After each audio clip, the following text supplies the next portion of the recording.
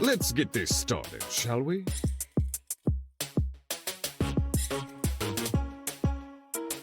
Welcome back to the trial grounds, everyone. Unlike previously, today will be no circus. No mockery woven with stitches and needles. A true, fair, and proper trial will commence. A battle of wits between the blackened and the spotless. I doubt I have to explain the rules to you again. But even so, you must vote for who you believe is the blackened. If the blackened receives the majority of votes, only they will be punished, and the rest of you will resume your killing game experience. However, if you vote for the wrong person, then expect no sympathy from your hosts. All spotless students will meet a tragic end, or the blackened will be granted release from this academy. Happy discussing! We pray for your survival and success. Can someone please break this silence? I don't want to talk about this. Wolfgang deserves justice. But putting everyone's lives on the line like this is just cruel. Oh, crap. Without a lawyer, we're totally screwed. Whenever I turn my head, I keep expecting to see him at his podium. Oh, don't cry, Toshiko. He's in a better place now, you hear?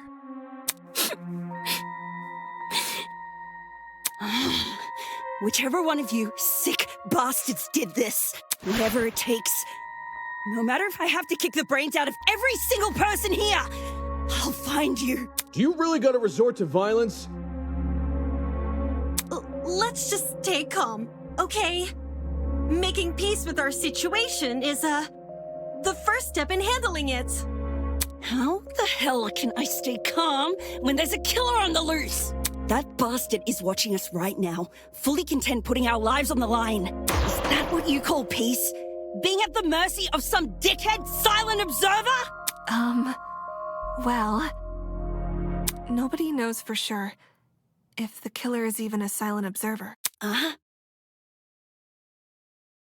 If anything, the killer might try to feign innocence through other means. For instance, pretending to be outspoken about the case. What the? Are you accusing me of something? I mean, what you did during the investigation seems really suspicious. What did Grace do? She stood in front of Wolfgang's dorm room and wouldn't let anyone go inside. Intentionally or not. It really hindered our investigation. Because of Grace, almost everyone who planned to investigate Wolfgang's dorm gave up and went elsewhere. It was only after some of us started protesting that she finally relented. You know, for someone who seems so adamant about finding Wolfgang's killer, it's odd she tried to conceal potential evidence.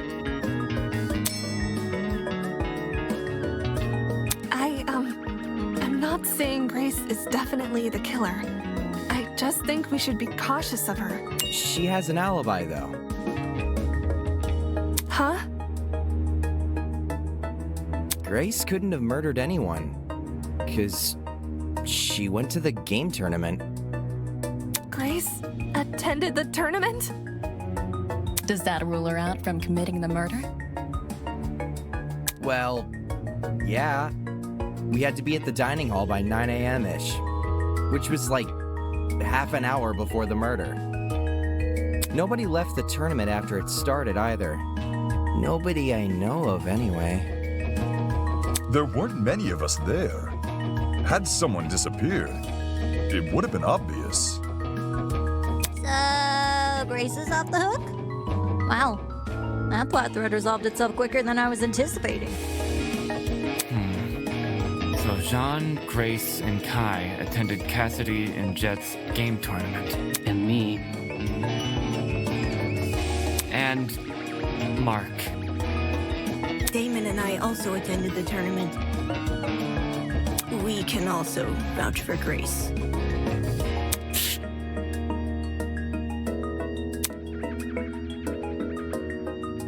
You guys aren't lying, are you?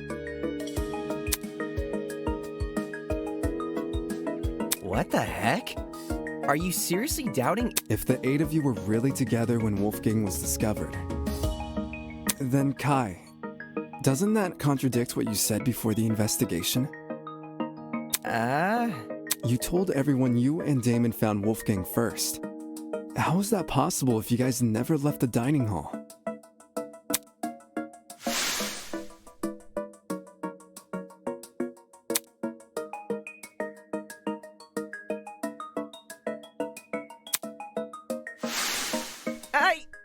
I never said I didn't leave the dining hall!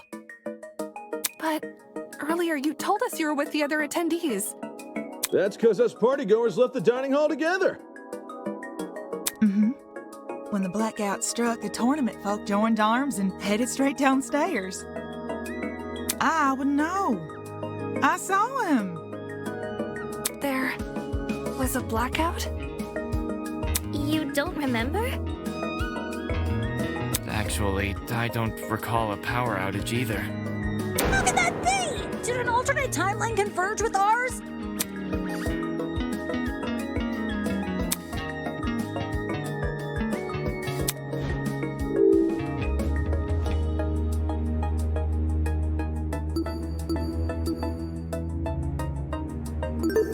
I got it.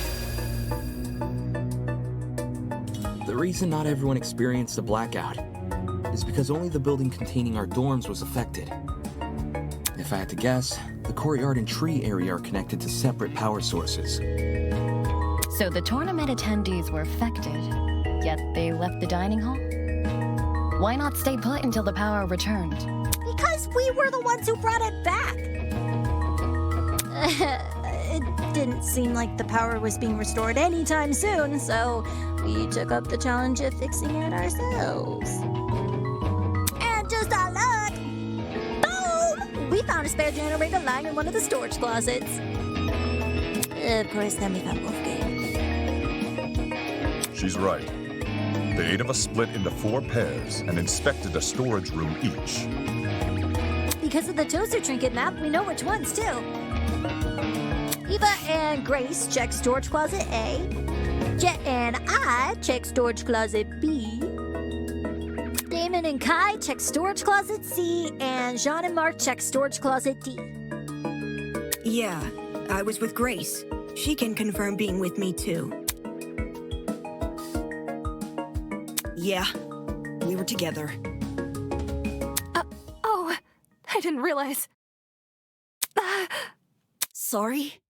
You're sorry for accusing me of murder. Sorry doesn't cut it, you conniving two-faced bitch! If you really want my mercy, then get on your knees and beg for it! Whoa! Uncool, dude. Hang on. Even if you aren't involved in Wolfgang's murder, you must know something about his last known whereabouts. What makes you think she'd be privy to that? You see, there's proof Grace spent last night with Wolfgang. Grace and Loya Man? Talk about an unexpected pairing. When I investigated Wolfgang's room, I saw a bunch of golfing equipment inside. Also, there was a blue woman's jacket tossed over the mantle of Wolfgang's bed. He's right. I also saw the equipment and the clothes. The clothes are understandable, maybe. But why was golfing equipment in the room? Yo, little history dude. Wolfgang must have spilled the beans with you, right? Why would Ulysses know anything? Common courtesy. If you're gonna have a one-night stand, you gotta let your roomie know in advance. Common courtesy also says you should watch your mouth around children. Yes, ma'am. So if I'm getting this right, Ulysses is bunking with Wolfgang? Well, we only shared a dorm for one night. You aren't bunking with him anymore? Let me provide some context. As you may remember, after Desmond suggested everyone bunk together, the male students were directed to the dining hall. Once there, we played rock, paper, scissors to determine who would partner with who. Jet partnered with Mark, Desmond with Jean, Damon with Kai, and I with Wolfgang. Those were the pairings at the time. However, the following day, Grace and I agreed to swap rooms. Yeah? Why'd you do that? For reasons. Totally not suspicious. It was a win-win situation. I get Grace out of my hair. She gets me out of hers. You two were originally bunking together? The pairings were decided via a game of tic-tac-toe. I wasn't big on my partner being chosen for me. So when the opportunity arose to change that, I took it. Thus, I became Wenona's roommate, and Grace became Wolfgang's. Can confirm. I watched the whole thing play out. Since the room swap happened the night after we implemented the bunk buddy system, that would mean Grace and Wolfgang have been bunking for about a day and a half. Ugh, gross. In that case, Desmond was right about those two being together last night. Grace, did Wolfgang act strange at any point? Like, maybe he said something that stuck out to you, or... Oh, maybe had trouble getting to sleep. No. Nothing weird happened last night. Nothing happened last night, but...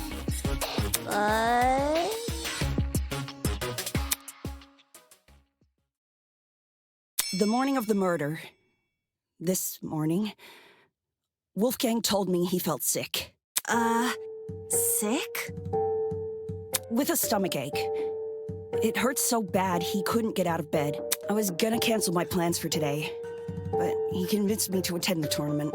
So, I left his room right after the morning announcement. And yes, I'm talking about the game tournament. The same one Wolfgang acted all hesitant about attending. Newsflash, I changed his mind after breakfast yesterday. Hold on a sec. That ain't what you told me this morning.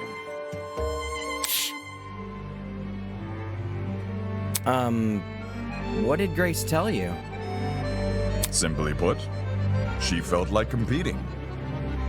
Grace knew I planned to compete as well, so she asked me to be her sparring partner, since you needed one to enter the tournament. She withheld information. Aye, that she did. Of course, since I now know Wolfgang's condition at the time, I can't say I blame her. If someone you cared for was in a vulnerable position, would you go around and admit that in a killing game? No. You would try to protect that person by saying nothing at all. When you put it that way, man, sounds rough. I think it's obtuse. Huh? Say we assume the best of Grace. She withheld information not to trick anyone, but to protect someone she cares about. What then should we make of the glaring contradiction in her testimony? What the hell do you mean, contradiction? If your bunking partner was too ill to make the short trek to the dining hall, how did he walk all the way to the boiler room? Good point. If Wolfgang really were bedridden, he would have stayed in his room. Now that you mention it, to reach the underground floor, wouldn't Wolfgang need to descend, like, 4 flights of stairs? It's nothing for a healthy person, but for a guy who's supposedly really sick... It's not my fault it doesn't make sense. It's just what Wolfgang told me. Yeah. Didn't we decide Grace wasn't the killer anyway? That's not to say she doesn't know more than she's letting on. I'm not withholding anything else. Leave me alone.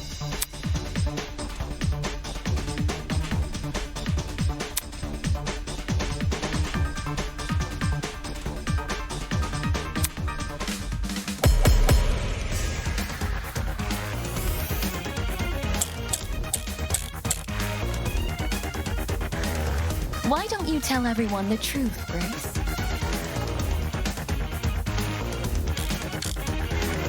I've got nothing else to explain. The last I saw Wolfgang, he was in our dorm room. Okay, hear me out. Secret hallways. We would have found those by now. Maybe Wolfgang was carried by the killer. That, or Wolfgang never told Grace he was sick. I wouldn't lie about what he said. What if Wolfgang used the elevator in the tree? You're not helping.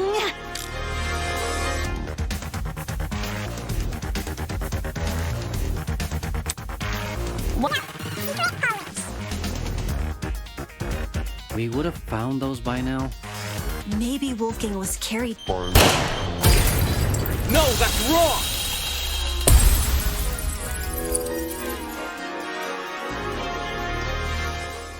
It's true Grace's testimony is inconsistent with where we found Wolfgang's body. But that's not Grace's... The only person we should be blaming is Wolfgang himself. What the heck? Why are you blaming him? Simple. Because he lied about being sick. Seriously? You can cooperate. Can't you, Toshiko? During the investigation, you told me you saw Wolfgang in the hallways at 8:10 a.m. That's after I left. Yes, I remember now. Ingrid. She developed a headache, so I went to the pharmacy to find some medication. The trip itself went fine, but when I returned to the hallway, I found myself face to face with Wolfgang? Hold the phone! Toshiko actually saw Wolfgang? We had a normal, pleasant exchange. He appeared perfectly healthy and even mentioned going to the tournament. Of course, he never made it. I don't want to be that guy, but can anyone confirm this? Mm-hmm. I heard them chatting a while in my room. Though I was bedridden like a sitting ghost, I could still make out their voices here and there. Strange. He told Grace he wouldn't attend the tournament, but then said the opposite to Toshiko. Sounds like he was telling fibs to conceal his actual intentions. And what's his true plan supposed to be? To go to the boiler room. Most likely. I'm lost. What business would a guy like him have down there?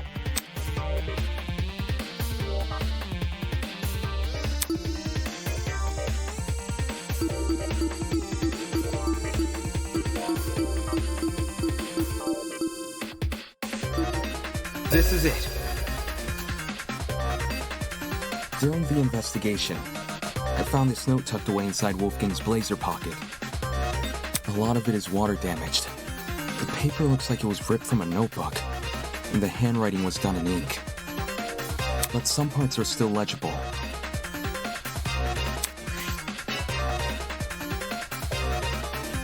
This mentions the boiler room.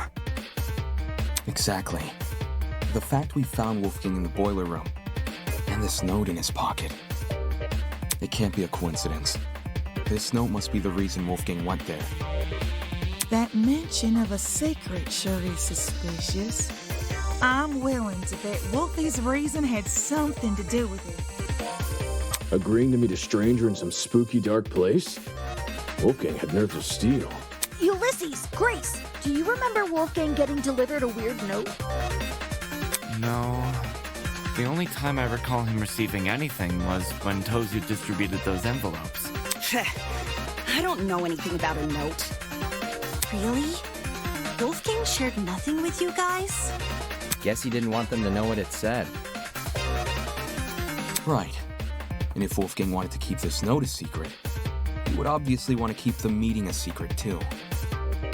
Then the reason he told Grace he felt sick was to remove her from the picture. Yeah. Once she's not in the room, Wolfgang has his opportunity to sneak out and head downstairs. That's also why he encouraged her to attend the tournament.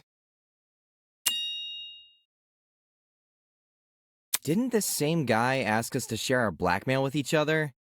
Talk about double standards. Are we sure he wasn't just trying to protect Grace? Maybe he knew he was meeting someone dangerous, so he thought it would be safer not to involve her. That does sound like something Wolfgang would do. Not to interrupt, but on the subject of blackmail, did Wolfgang ever confront the person he had? Oh? You don't know whose blackmail he got? Well, if you recall what Wolfgang said originally.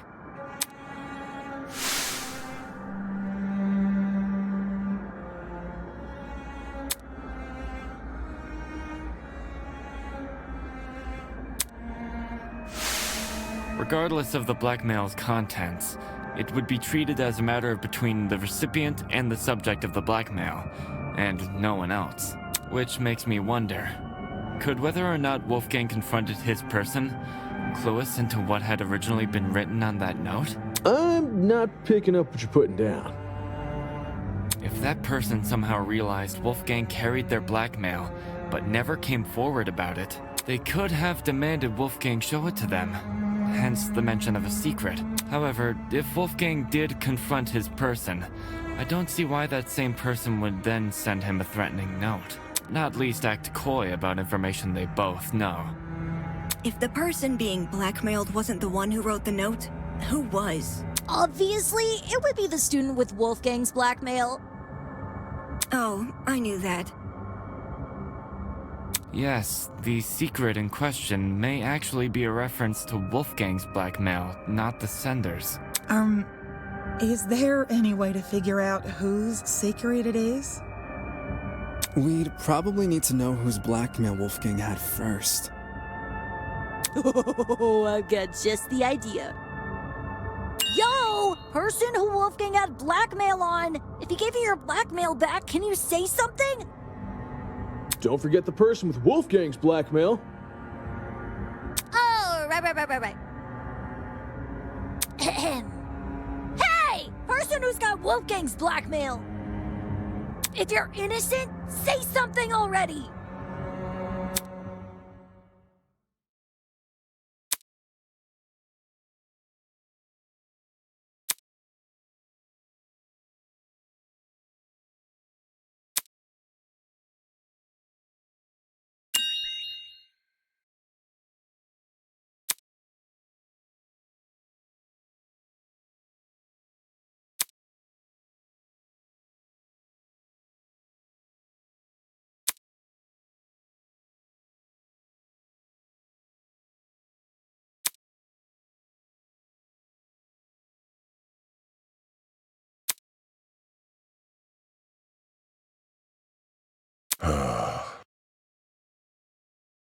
I was hesitant to admit it, since I knew it would put me on the spot. But I'd rather be suspected than be the reason this trial comes to a standstill. Are you confessing? Do you have Wolfgang's blackmail? Nah, not his. Seriously? Way to be anticlimactic. However, it's thanks to him that I have my own. Your own? Wolfgang approached me the same day everyone received an envelope. Funnily enough, it happened right after I'd finished speaking with my own person. He and we had a good talk. He gave me his envelope and asked me to take care of it. If you need the proof. Ah, Wolfgang's envelope had the same signature. Aye, I held on to the letter for safekeeping. This should have all been said sooner. I realized that. I suppose my pride was stronger than my rectitude. My mistake for stringing everyone along. I mean, at least you're honest. Truth! Thanks for letting us know, bud. Indeed. To acknowledge one's own misdoings is a most virtuous feat, I believe. Right. It's very noble.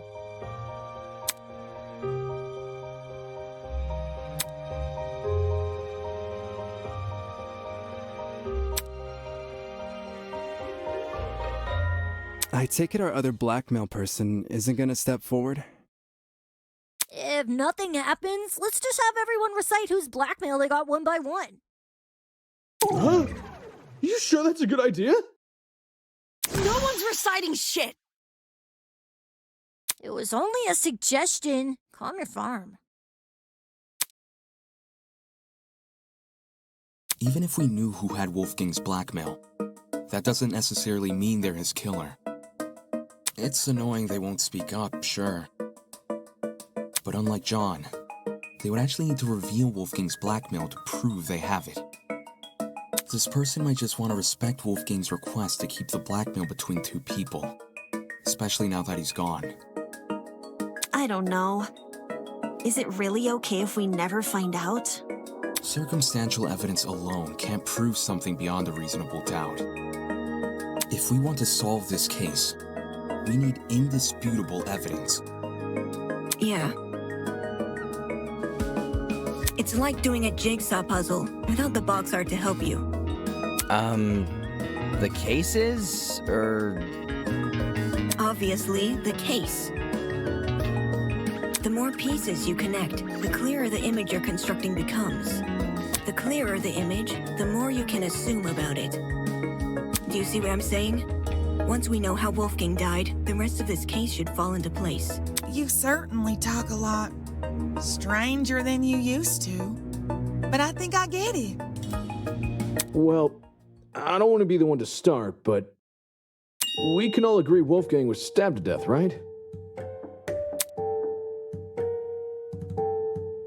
When I was in the boiler room, I saw a knife bobbing around in the water near him. And on the ground, there was blood. Dried blood. On the boiler room floor and on the hallway floor. That's gotta be Wolfgang's blood, right? The knife was bloody, so... Huh. Seems like a brawl happened in the hallway. While poor Wolfie was minding his own business, he was confronted by the killer, who attacked him and chased him into the boiler room. That would line up with how we found him.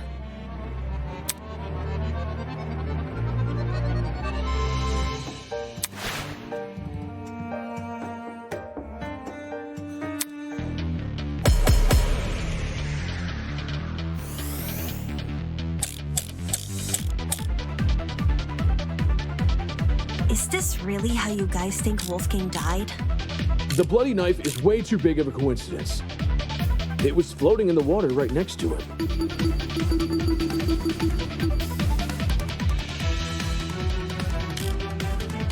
Not just that, there's blood on the boiler room floor and along the underground hallway. A confrontation must have happened in those hallways. Yeah, it was probably a sneak attack. The killer snuck up on Wolfgang, stabbed him from behind, and the rest is history. With that knife-wielding villain on his tail, Wolfgang had no other place to run but the boiler room. So, the killer entered the boiler room after him, which was when they, ended it. It all makes sense.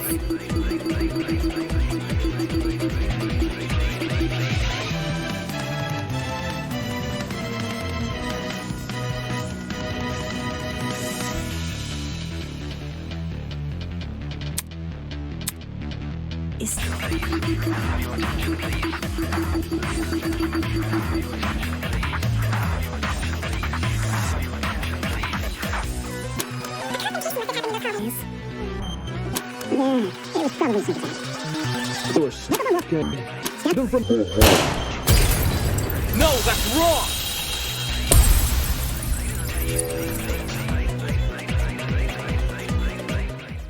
Jed, you talk a lot about the knife and the bloodstains on the floor. But did you ever look at Wolfgang himself?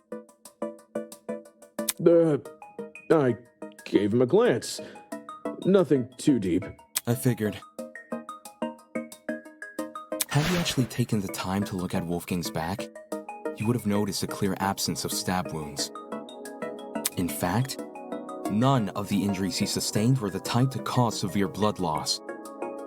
Seriously, we went over the same thing with Cassidy during the mock trial. Couldn't you give Wolfgang the dignity of a proper investigation? Hey, man, it's not like I didn't try. It's just, this stuff doesn't come easy, you know? Nobody wakes up thinking they'll have to solve their buddy's murder later. Isn't that exactly what you should be worrying about in a killing game? Not everyone has the stomach for investigating. That's fine. That's why you got people like me to do the heavy lifting. Since some of us here weren't able to investigate Wolfgang's body, I'll lay out his injuries. There were 2 marks on the back of his neck, a bruise and a tiny red dot. His hands were burnt too, so 3 injuries in total. Besides that, I caught nothing else. Burns, you say? Sugar high, my dear Wilson. The killer used a flamethrower. These didn't look like normal burns. Not the sort you'd get from a stove fire, or a hot iron, or a flamethrower, I suppose. Contradicting my theory outright? Jeez. So this is the thanks I get for vocalizing my thoughts? Sorry, lass. Yes, if I may add on to what John said. The burns actually bore a strong resemblance to what you might see in cases of corona paralysis. Chiaro... Huh? Ooh, now this I know. Coronoparalysis. It's something which happens to lightning strike victims. Getting struck by lightning is like getting kicked by a horse. The impact is so shocking. Some people will lose all feeling in their limbs for a few hours. I was aware of lightning paralysis, but even I didn't know its official name. That's a nice head you've got on your shoulders. Lots of people tend to overlook the importance of lightning safety, especially where I'm from. My grandpappy once tried working out in the open during a thunderstorm. Pure luck's the only reason he lived to see the next day. Sorry to hear that and all, but what does lightning have to do with anything? Well, if I had to guess... Ulysses, did it look like a big old tree was drawn on Wolfie? A big old tree. Yes, that's how I would describe the burns on Wolfgang. So Wolfgang had lightning strike scars? Huh? We're trapped inside a building, though. Lightning can't come from anywhere. Could he not have been struck before the killing game? Fate is stronger than will, you know. Perhaps the deity decreed the glow of his altruism from their heavenly abode and felt him a threat. Nay, those burns were fresh. One look was all it took for me to know that. If he had these scars before, we would have noticed them anyway. But if those marks were recently inflicted, wouldn't it mean Wolfgang somehow went outside? Not necessarily.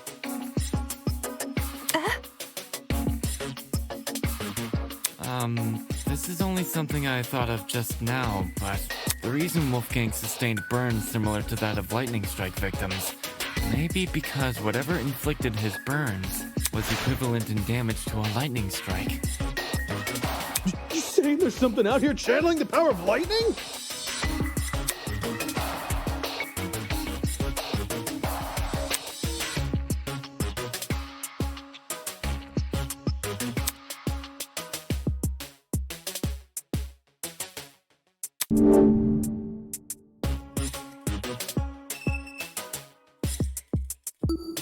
This is it.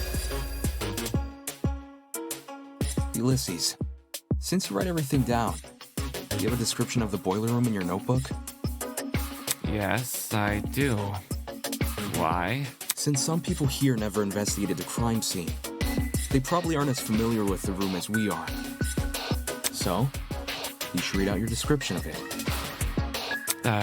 Sure. The boiler room consists of a small concrete platform surrounded by ankle-deep water. Throughout the room are boxes filled with various garbage, and in the back looks to be a generator, charred beyond belief. What you just heard is a brief summary of my notes. Hear that? There's a generator inside the boiler room. Of all the things which could deal similar damage to a lightning strike, doesn't a generator sound the most likely? Didn't Ulysses say it was destroyed? At the time of the investigation, sure. But it wasn't always destroyed.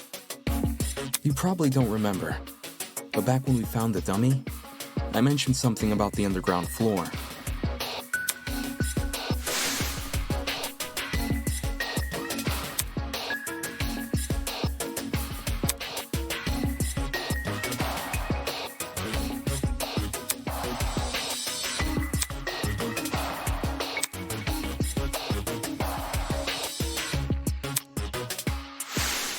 To be more specific, it was the boiler room I woke up inside. I hadn't been alone either. Ava was also there. I woke up first. Yeah. She did. Anyway, Ava, you agreed the generator was in full working condition when we woke up, right? Right. So in the time since you woke up there, the generator was destroyed? It's the only possibility. As for what destroyed the generator, well, it's hard to say for sure. My best guess would probably be... Don't waste my time.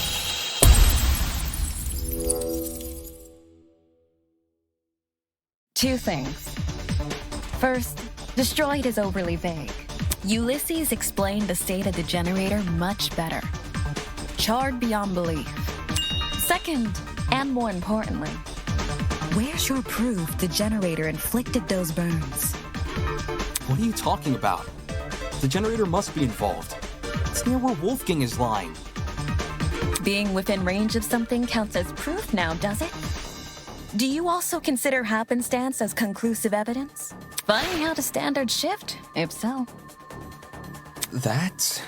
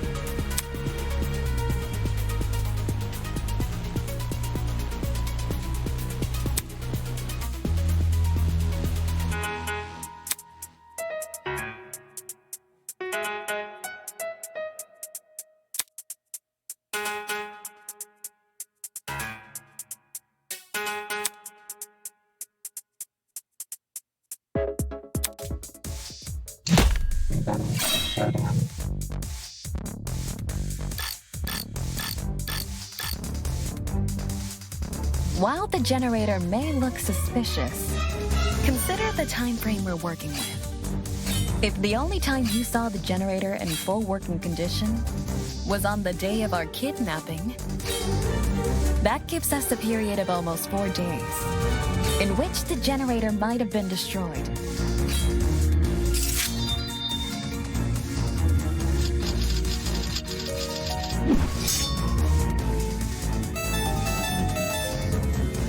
What about the blackout? It's impossible for the generator to cause the blackout if it was already broken prior to the tournament. What about the blackout?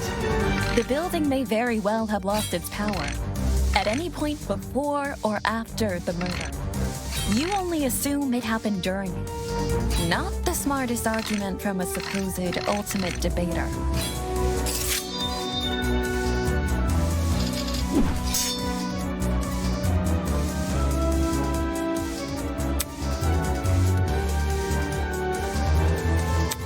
What about the blackout?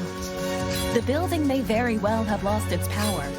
At any point before or after the... I'll cut through those words!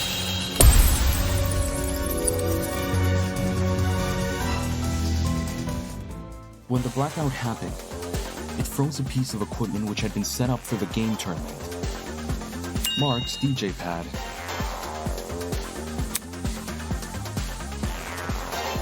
While there was no physical clock inside the dining hall, a digital one has been built into Mark's pad. If you look at what time the digital clock is frozen on, it matches the time of death listed on the tablet, 9:35 a.m. Well, Mark, is this true? There's no point in me saying anything when someone else has already said it better. Just answer with a yes or no, will you? Yes.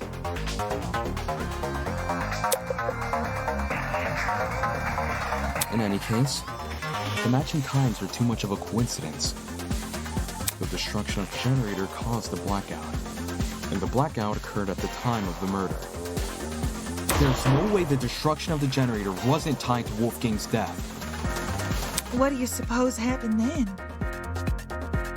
I'm willing to bet the generator's destruction resulted in the boiler room's water becoming electrified. Since Wolfgang was discovered kneeling in the water, we can reason he was standing in it at the time this happened and... Damon, you and I both know that's not true. Huh? Did you forget? It's impossible for the water in the boiler room to play a role in Wolfgang's murder, because it isn't even conductive. It's not? After Damon and I woke up in the boiler room, I wanted to investigate the flooded area. So, I tested the water.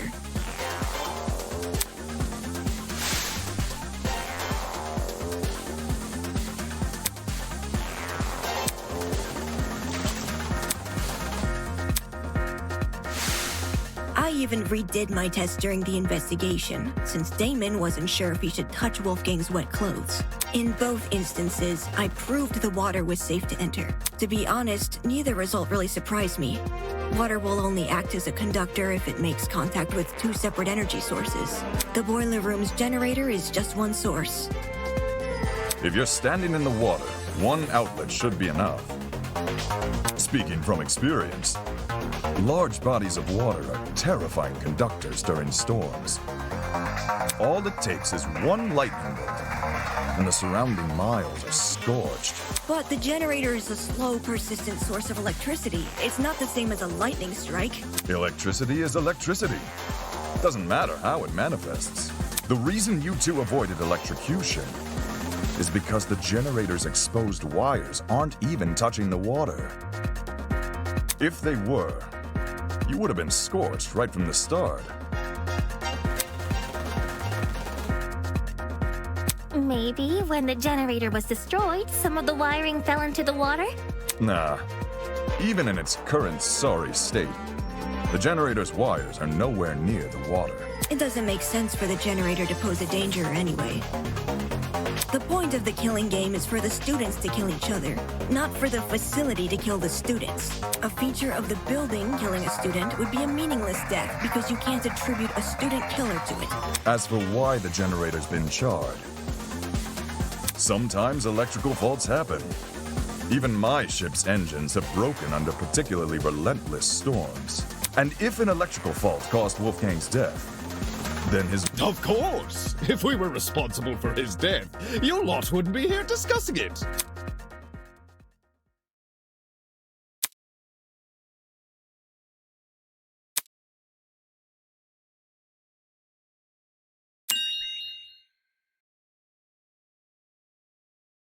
Okay, since we've ruled out the generator... It mightn't be relevant, but I did see one other thing on the boiler room floor. A toy gun or something. At least, that's how it came across to me.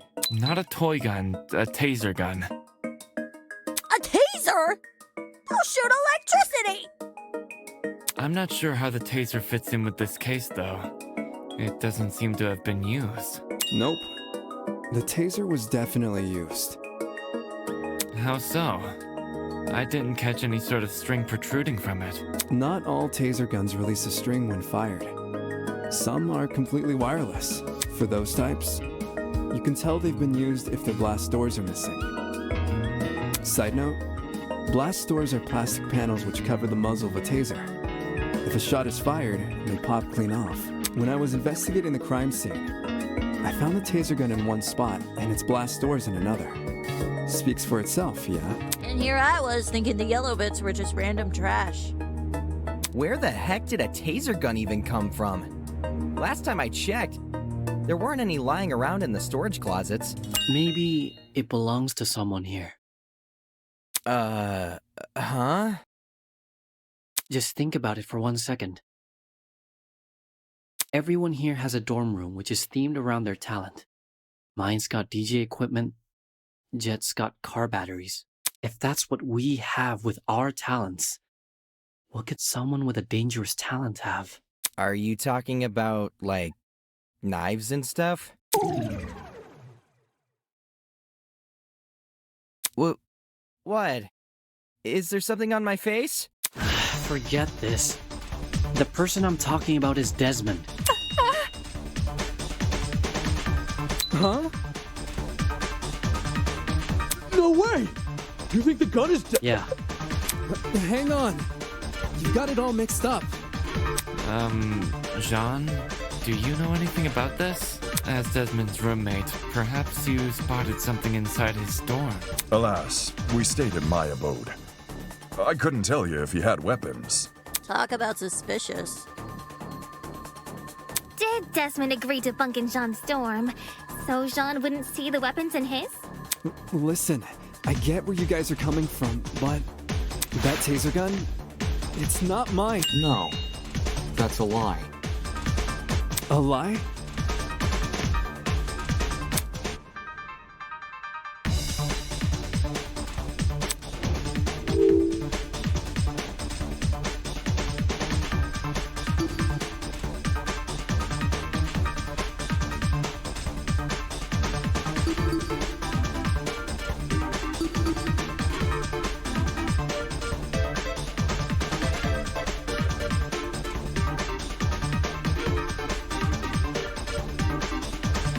Marks, like I said. I got it. The blackmail tools you gave us. That's my evidence. You didn't get mine, did you? No. But the person who did informed me of what it said.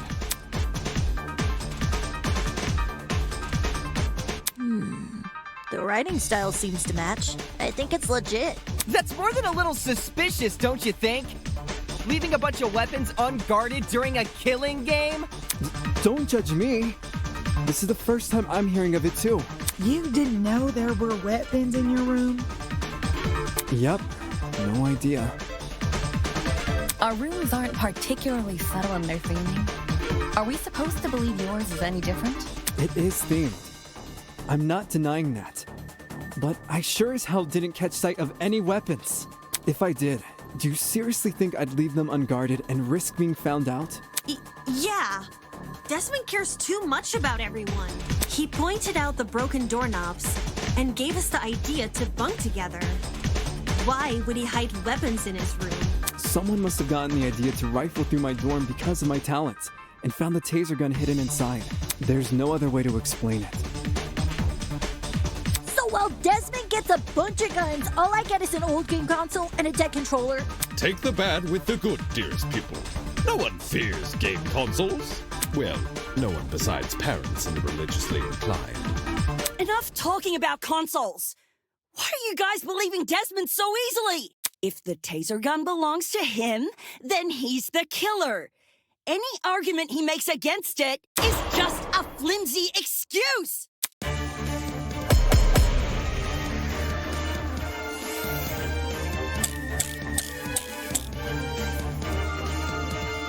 Desmond is the killer!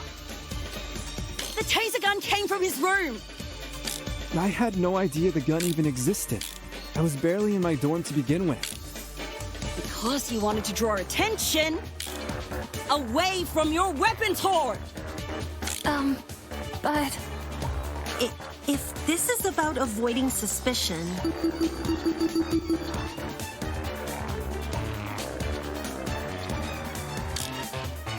Why did Desmond say the taser gun was fired? I don't think a killer would draw attention to their own murder weapon. I was with Desmond. I call it reverse psychology. You sprinkle in a little helpfulness.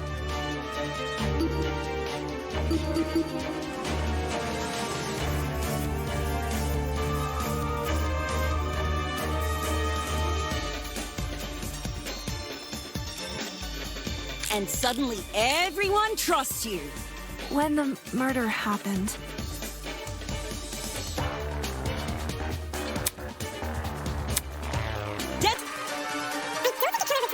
I got it.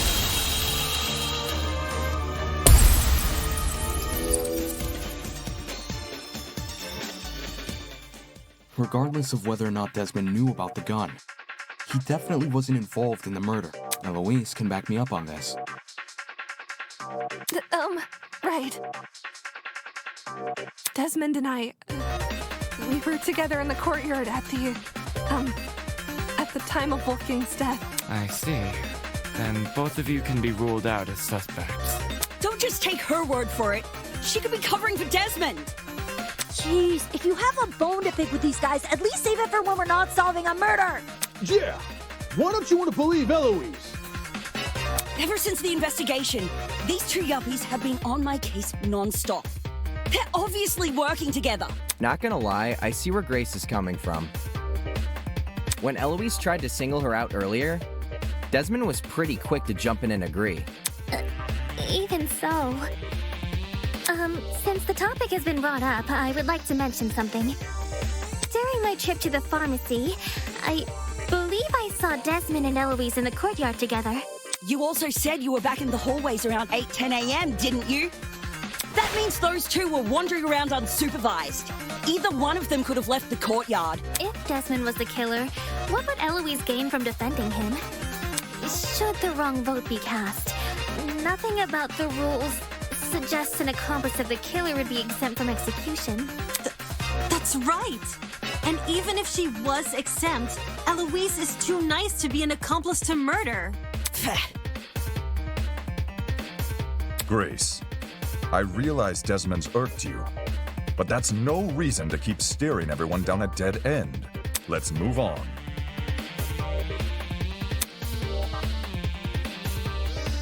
A person who's always steering others down a dead end, huh? I guess they needed a GPS. Anyway, we should totally thank Desmond for clearing things up now. Not only do we know he's not the killer, now we know how the killer got their hands on the taser. Now we know how... What? Someone must have gotten the idea to rifle through my dorm because of my talent, and found the taser gun hidden inside. Yup, that is word for word what Desmond said. Right. Good memory. All in a day's work, baby! Can you repeat that quote, Cassidy? Again? But I just said it. Yeah, but I want you to say it again. All right. Someone must have gotten the idea to rifle through my dorm because of my talent and found the taser gun hidden inside. Is there something on your mind? If Desmond's testimony is anything to go by, then wouldn't this mean the culprit has to be male? What? If I remember correctly, all the guys were aware of each other's pairings. With that sort of knowledge, a male student could try and infiltrate another male student's dorm. None of us knew which room we'd be bunking in. It only takes a quick peek to check if someone's inside or not. Anyone could have done that. And who's to say the thief didn't barge in before we started bunking? Or while people were having breakfast. Seems there was a mountain of opportunities for our culprit to sneak in unnoticed. Doesn't exactly help us narrow things down, does it? Well, guess this taser gun was a bust. Look on the bright side. If it's been fired, then it's probably what electrocuted Wolfie. If trying to suss out who stole it isn't feasible, why don't we, talk about Wolfie's other injuries instead? You know, the ones that weren't burn marks? Those seem like they could lead us somewhere. Yeah. Besides the burns on his hands, Wolfgang also had a bruise and a tiny red dot on the back of his neck. A bruise and a tiny dot, huh? Want to try tackling them in alphabetical order? Alphabetical order? Now, aren't you full of smart ideas? No need to thank me. It's only common sense. Okay, let's discuss the bruise first.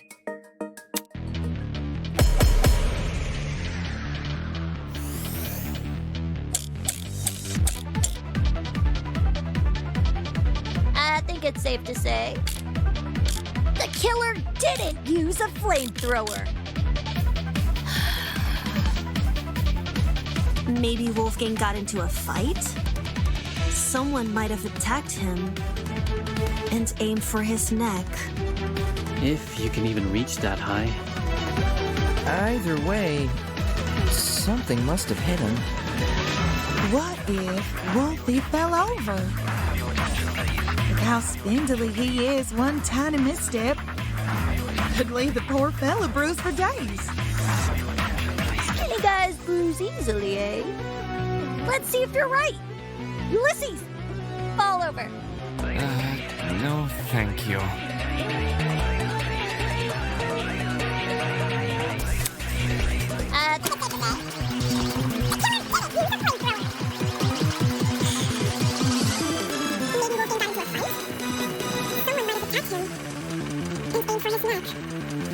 Can even reach that. Either way, something must. I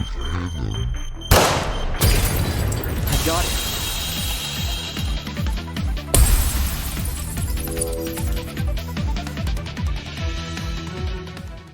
Kai's right. Something did hit Wolfgang. Really? Man. And I was only blurting out the first thing which came to mind. Anyway, from how you're wording things, do you know what that something is? A rolling pin.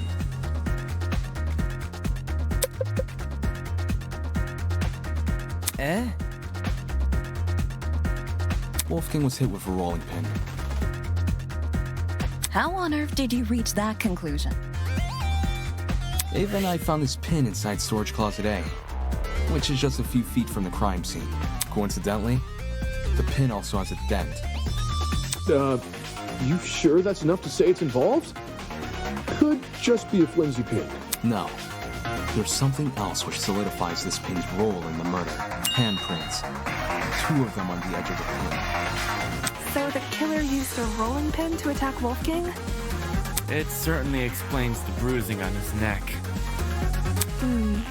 They must have wanted him to be unconscious so he wouldn't fight back. Exactly. It would be easier to drag him into the water if he's not awake. You reckon the killer purposely put Wolfie in the water? Damn! With one electrified blow, Wolfgang is zapped to bits with the taser! Since he's lying in the water, he's definitely a goner.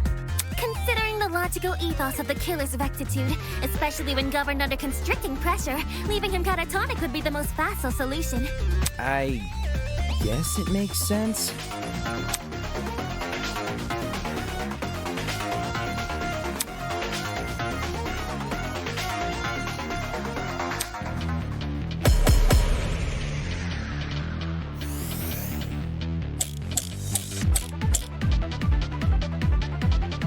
So let me get this straight.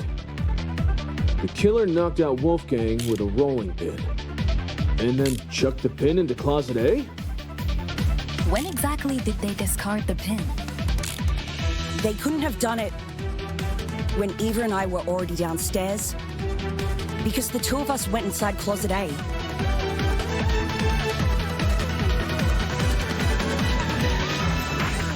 Why were you inside the closet? To find the backup generator, remember? Jet and I checked closet B. Damon and Kai checked closet C.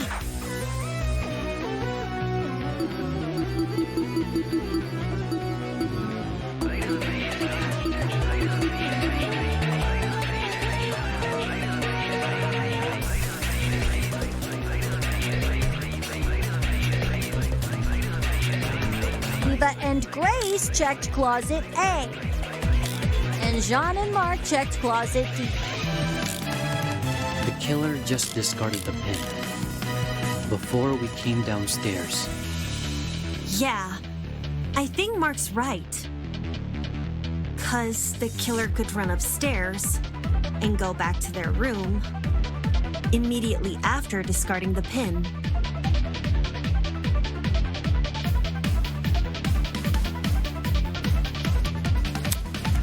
The killer could run upstairs and go back to their room immediately discarding the pin. No, that's wrong!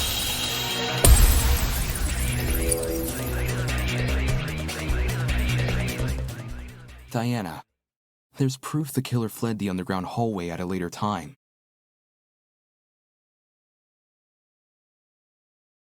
When the tournament attendees were looking for a backup generator, Kai and I heard someone run past our room. Huh? Oh man, that's right. We were just exploring the closet when all of a sudden we heard footsteps in the hallway. That's when Damon decided he was gonna follow where the footsteps came from and entered the boiler room. Did anyone else hear these footsteps? Nope. Not ringing any bells. Yeah, Jet and me didn't really hear it over all our talking. I heard the footsteps. You did? Well, I initially thought it was my imagination, so I never said anything. Ashamed to say, I also brushed off the footsteps. Thought I was hearing things. However, since other people can attest to hearing them... Then someone else was on the underground floor with us. Before anyone tries to bring it up, none of the tournament attendees could have been the person running. Since everyone explored the closets in pairs, they all have solid alibis. I'm sure we can all vouch for that, aye? Everyone was still in their closets after Damon and I found Wolfgang. So, considering the footsteps were moving away from the crime scene, I think it's safe to say they belong to the killer. Wouldn't that mean the killer fled while you guys were exploring the rooms? Hold on! So the killer had been right next to us? Boy, that's a given. Huh? How are you so calm after hearing that? The only thing which stood between us and a murderer was a door. What if they attacked us? Well, they didn't, so I don't see what the problem is. Sheesh, you're weird. Why not run away earlier, though? Fleeing while everyone is searching seems really risky. Maybe it was a miscalculation? It's not impossible, I guess. If not that, then maybe the killer returned to the boiler room after discarding the pin? Sounds pretty meat-headed if you ask me. Yes, you'd think a killer would use that moment to run away. For the two who heard the footsteps, describe the sound. It was kinda... socky. As in, it sounded pretty soft. Like the person had taken off their shoes. Saki, huh? Seems this killer was purposefully trying to keep quiet. 'Cause their footsteps were soft? That seems like a leap in logic. No, I get what she's saying. Everyone here has socks on, I'm pretty sure. So any one of us could have run down the hallway. The thing with shoes is, not everyone here has the same kind. If the killer had worn theirs, we might have been able to figure out their footwear from the sound it made on the floor. Then we just have to single out the person with that footwear. Man, It would have been so easy to find the killer. We already can find the killer, though. What? Oi, are you pulling our leg? I'm completely serious. Picture a map of the building complex in your head. The building with the dorms is on the left, the courtyard is in the middle, and the building with the tree is on the right. Now, try and pin everyone's locations during Wolfgang's murder. Once you do that, the identity of the killer will definitely become clear. Is the killer someone whose position we can't place? No, it's not about position. Eh? Wolfgang's killer can easily lie about their location during the murder. The only thing distinguishing their testimony from everyone else's is that theirs can't be corroborated.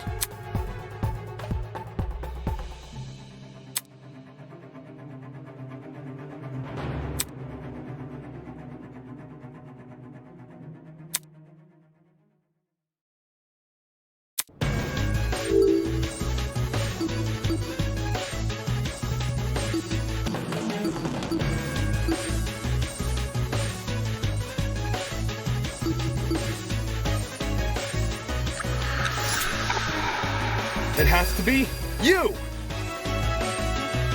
Diana, it's you, isn't it? Her? The makeup girl? She's the only one here without an alibi. Those of us who attended the tournament can obviously be ruled out. And as for those who didn't, Desmond and Eloise were in the courtyard. Toshiko and Ingrid were in the same dorm room. What about Wenona? She never mentioned an alibi. Give me a break. Wenona and I were in the building with the tree all morning. In fact, yes, Desmond and Eloise should have witnessed us walking over there, as those two were in the courtyard at the time. Yeah, that's true. In that case, Diana really is the only one without an alibi. Guys. If she's the person who fled the boiler room, those footsteps we heard make a lot more sense. Heels make a pretty loud clop sound on hard floors, and the underground hallway's floor is pretty hard. Diana would obviously want to take them off. Also, heels aren't comfy to run in. Whoa! I didn't even think of it like that. You're totally right, though. Since Diana's the only one here with heels, she would have to take them off. Guys, what are you talking about? Me? A killer? Do you really think I could be a killer? The fact you weren't at the tournament is incriminating enough. Not just that. Everyone but you has an alibi. But I do have an alibi, right, Ava?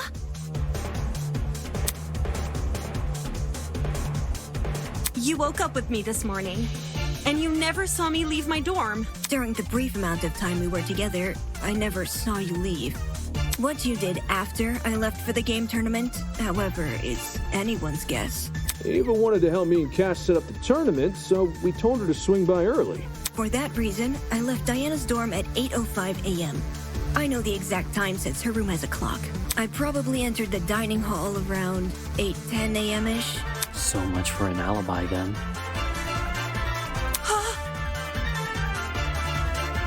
Diana, don't tell me. Holy smokes, it's all falling into place! Are we sure there hasn't been some sort of misunderstanding? It's not possible. Diana can't be the killer. No! I refuse to believe it!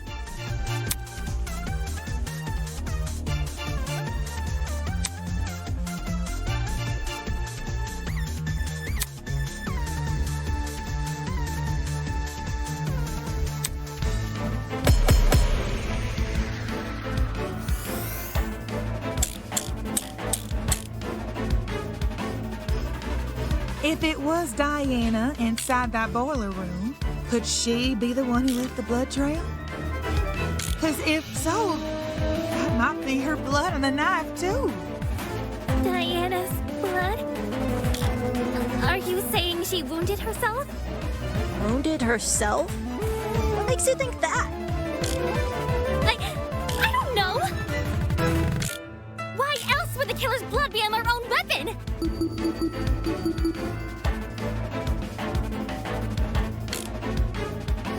Did we not already agree the killer was wielding a rolling pin? Well, maybe they had both. The rolling pin in one hand, and the knife in the other. Dual-wielding weapons? Holy, this killer's next level.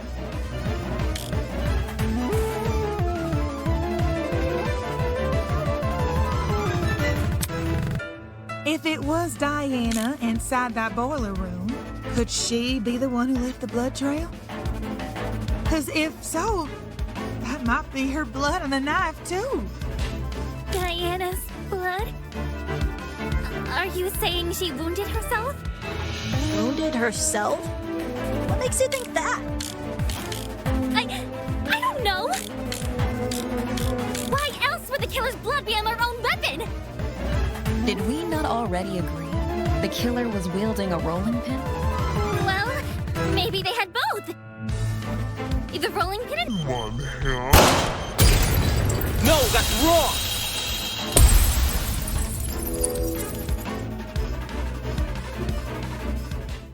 No. The killer was only wielding the rolling pin during their confrontation with Wolfgang. You can tell just from looking at the pin. There are two handprints wrapped around the edge, as if the killer had been holding the pin like a tennis racket. Which makes sense, because you can swing with more force if you use both hands. And that's what a killer wants when trying to knock out a grown man. Then, who held the knife? It wasn't the killer, so it was most likely the only other person in the boiler room, Wolfgang Akire.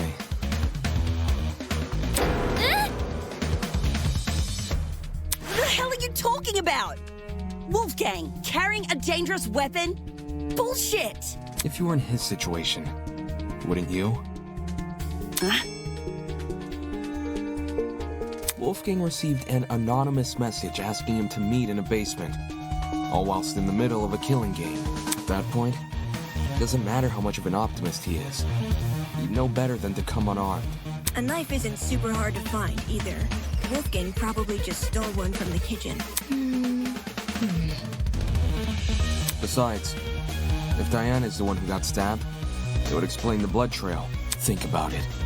She arms herself with the rolling pin and attacks Wolfgang, getting hurt by him in the process. For some reason, possibly because of the blackout, she doesn't clean the blood trail she's leaving, and returns to her dorm room after. No! That's wrong! Huh? I wasn't stabbed. If I was stabbed, then I'd have an injury. But there's nothing, right? There's nothing on me. Depends. If a vein got nipped, you'd be seeing blood no matter the size of the cut. Of course, that also means a small cut will need bandaging, which I'm not seeing on you. You may not see any injuries on Diana, but that doesn't mean they aren't there. Huh?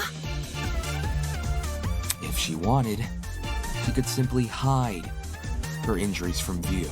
After all, someone like her has exactly what it takes.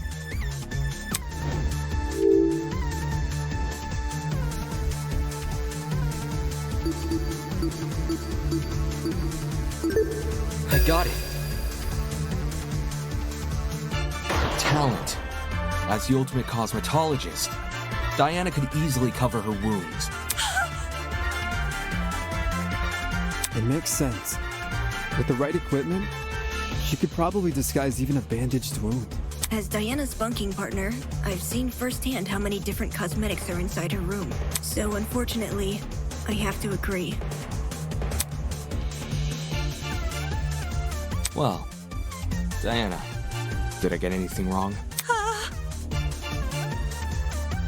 No. No. But Wait. Diana, did you just say no? As in, no, you're not wrong that I covered up my wounds? Oh, crap. Oh, crap. You guys know what this means, right, guys? Diana just... Diana just? Diana basically just confessed! A confession? Are you for real? It makes sense, though, doesn't it? Diana got wounded, which proves she got in a fight with Wolfgang, which means all that stuff about Wolfgang going to the boiler room, all that stuff really did happen. I see now what you were saying. Diana, she lured Wolfgang to the boiler room by writing him that note. And when he arrived, she attacked him and killed him.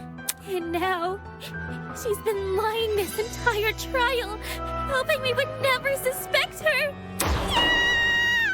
How cruel! Diana, It wasn't me! I promise, it wasn't me.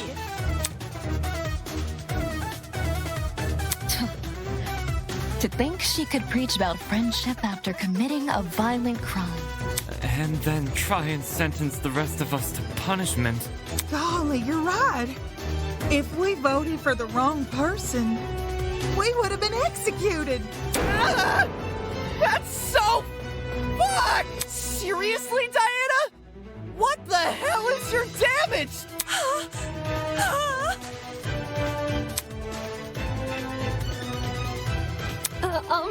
Can we at least hear Diana's side of the story? Her side? Well, you know, Diana has, I just think it's fair we listen. What does it matter what she says? Look at the evidence. This case, it's closed. We know who the killer is. If you really want to ask for Diana's side of the story, then do it after the vote. No! No! No!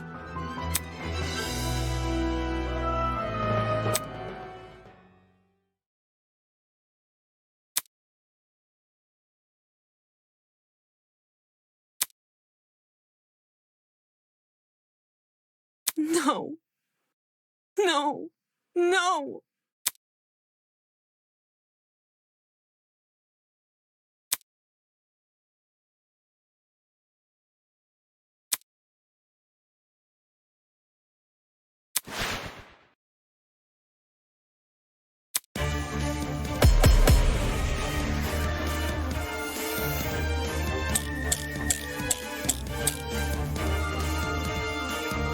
Diana was the one who lured Wolfgang to the boiler room. Once he got there, she killed him immediately. Then she fled the crime scene, hoping the rest of us would never learn the truth. How could you, Diana? Poor Wolfie was only trying to keep us together. But I would never murder Wolfgang. If you don't have an alibi, then you obviously did. But I wanted to believe so badly that you were innocent. Why didn't I see you for who you were? If this goes on any longer, I'm gonna be sick. What are we waiting for then? Let's get this over with and vote!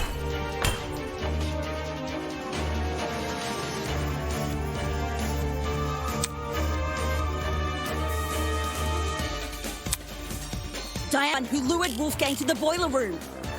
Once he got there, she... No, that's wrong!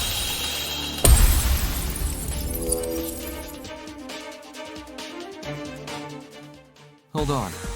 Grace, you're overlooking a crucial detail.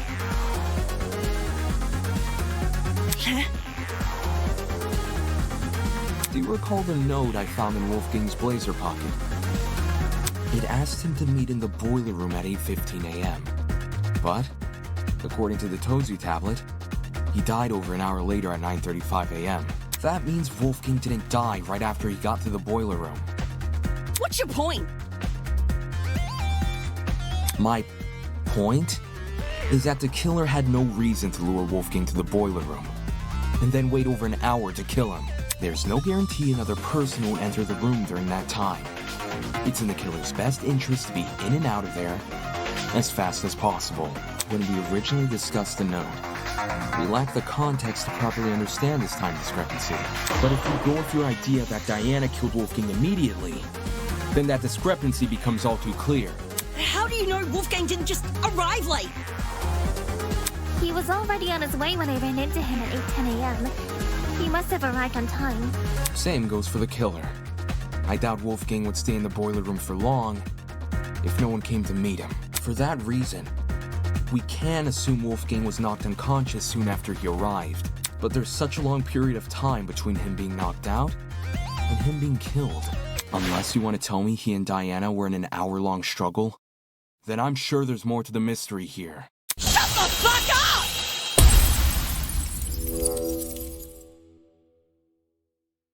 What the fuck is wrong with you? Don't you see this as a trick?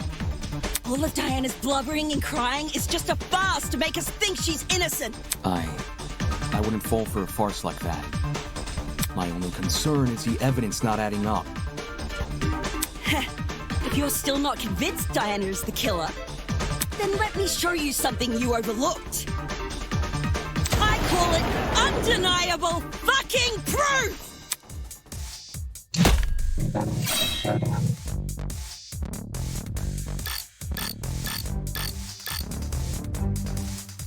I don't give a damn what Diana says. Not only is she the one person without an alibi, the blood from her wounds places her inside the exact same room where Wolfgang died. How can the killer be anyone but her? If Diana lured Wolfgang downstairs, why would she take over an hour to kill him? It doesn't make sense. Not when there's a risk of someone else entering the boiler room. What risk? Diana wouldn't have to worry about anyone walking in because she could just lock the fucking door. Boom. Look at that. No intruders. Now take your argument and shove it up your ass.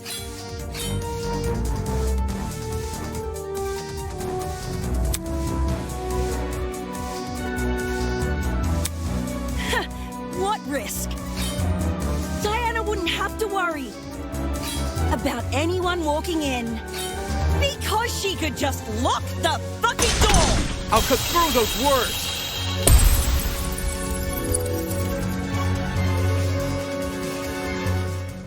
The boiler room door can't be relied upon here. If Diana locked it, she would be trapping herself inside the boiler room. What? The doorknob has been flipped so that the keyhole faces inside, while the lock faces outside. Had you investigated the crime scene more closely, you might have realized this detail sooner. In any case, locking the door would lock everyone inside the room, not outside. If Diana was the killer, she'd be better off leaving the door open.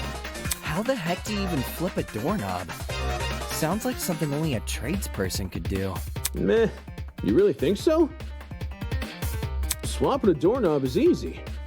Well, last time I did anything like it was a while ago, but everyone here knows knobs are screwable, right? If you get a screwdriver and know what you're doing, you can rotate the doorknob quick smart. If you can swap a doorknob, then I guess anyone can. Right on! Wait, are you saying that like it's a bad thing, or...? Is that why Diana remained in the boiler room after Wolfgang died? She had been locked inside? What do you make of the footsteps then? If they were Diana's, it would imply she escaped the boiler room. How do you suppose she did that?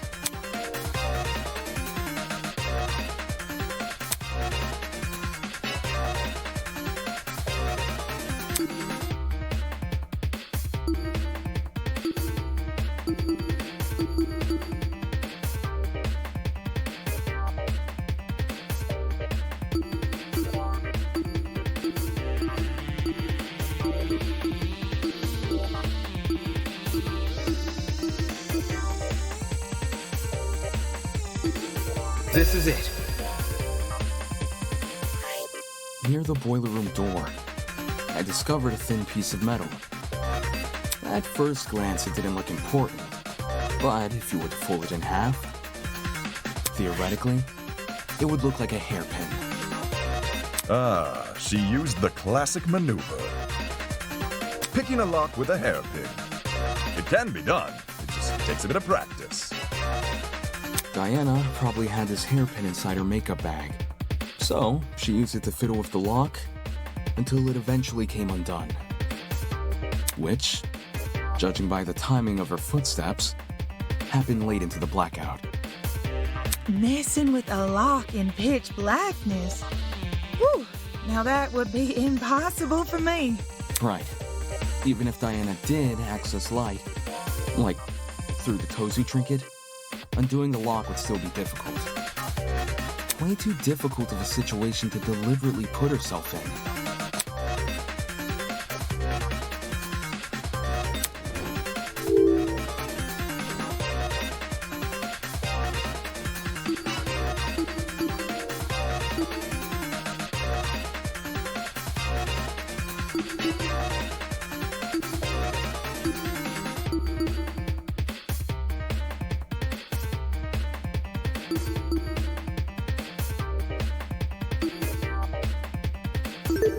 I got it.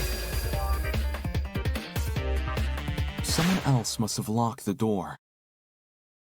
What? If we go with our current train of thought, the doorknob was rearranged so you could only lock it from the outside. It doesn't make sense for Diana to rearrange the lock, enter the room, and deliberately trap herself inside, which means someone else must have locked the door.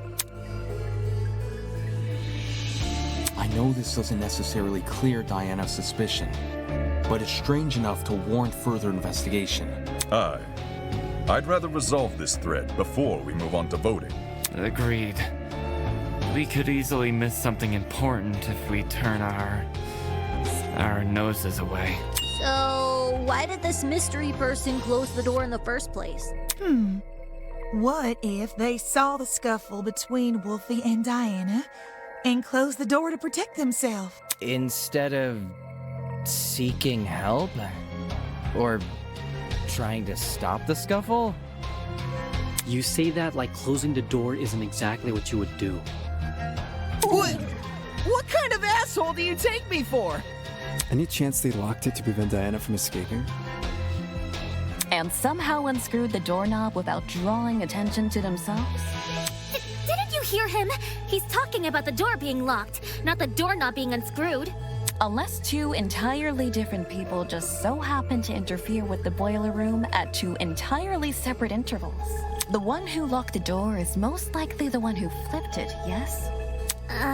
Yes. Then you should be wondering the same thing.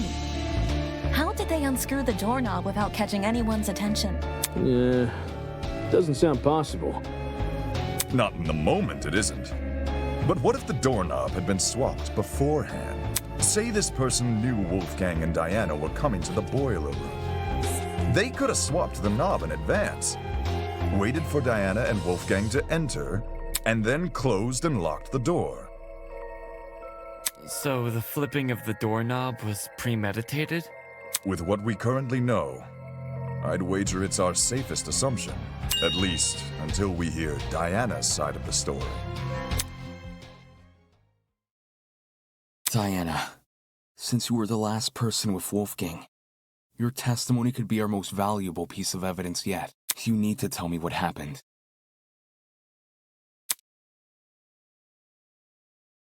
If not for me, or for you, then at the very least, do it for Wolfgang's sake.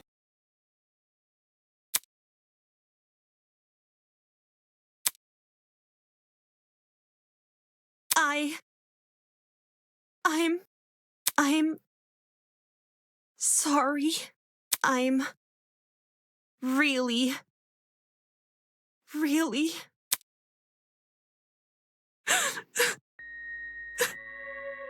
I wanted to help. I wanted to make everything okay. But all I could do was be useless. All I could do was watch him die.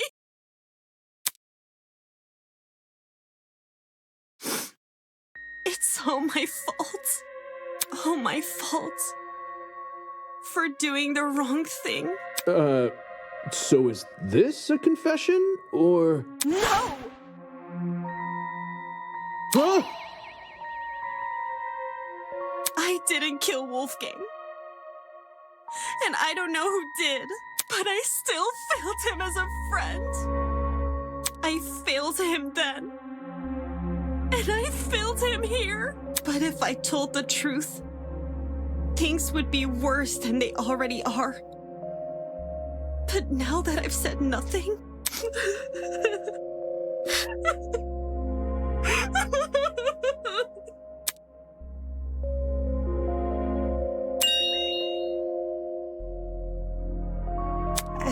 It's okay, sweetheart. Come on now, take deep breaths.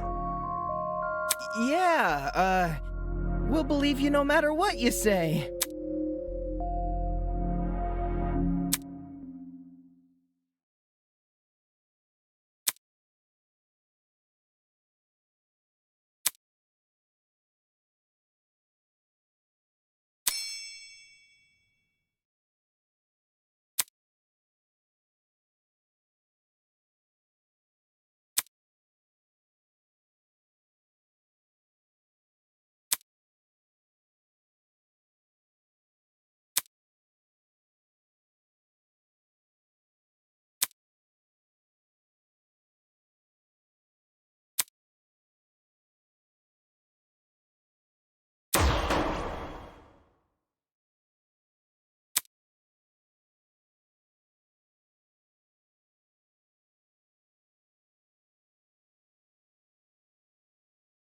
Has all this murder hubbub left your head in a tizzy?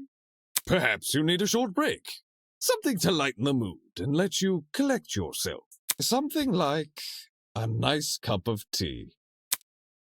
Welcome, one and all, to the first episode of Tozu's Tea Time. If you haven't already, please sit back and relax.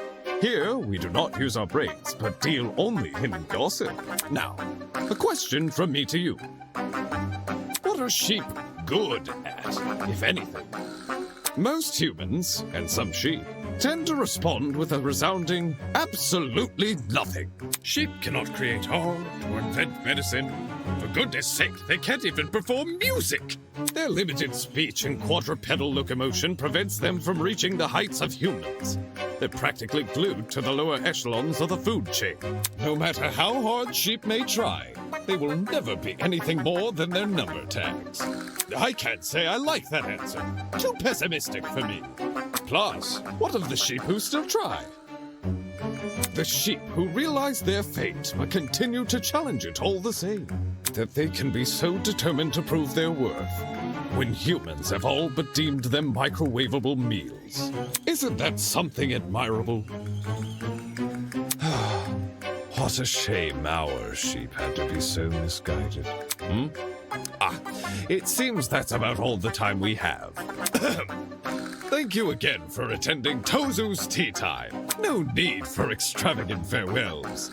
I've an inkling you'll be back for tea sooner than you can say Jack Robinson. Who's Jack Robinson? I have no idea. Ta-ta!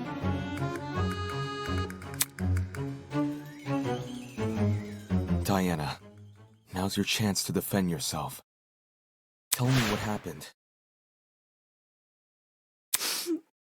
Where do I even start, though? How about you begin by explaining why you went to the boiler room? Why I went there? It was... 'cause of a note. A note? 2 days ago, someone slid one into my room. I never got to see who. I just heard a knock. And when I walked over, there was a note under my door. I don't remember any of this. Sorry. It was midday-ish, and you weren't there at the time. And I didn't show you the note later because, well, I'll just read you what it said.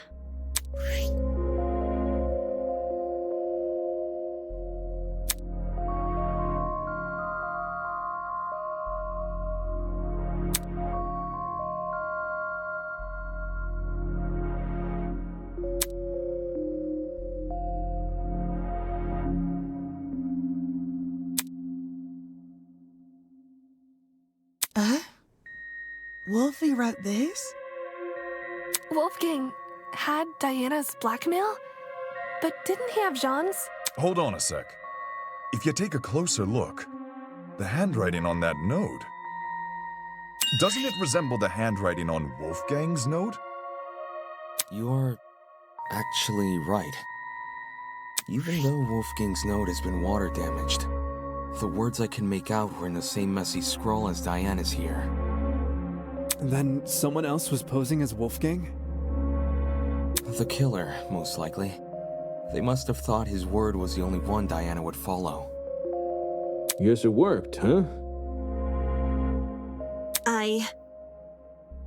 I didn't want to show this note earlier because I was scared of how people would try to twist it. Like saying I faked the note or that I decided to kill because of it. I thought it would be better to just stay quiet. I know you guys think I'm stupid for agreeing to meet in a place like the boiler room. And I am. I am stupid. I just didn't want to disappoint Wolfgang in case he really did write the note, which was why I left my room around 8:40 a.m. and went downstairs. Did you catch any strange movement down there? No, it was just me.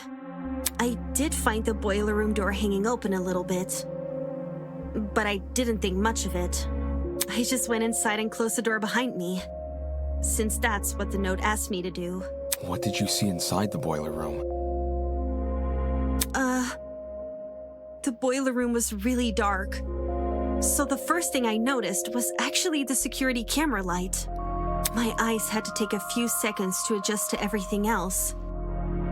But after that, I finally saw him.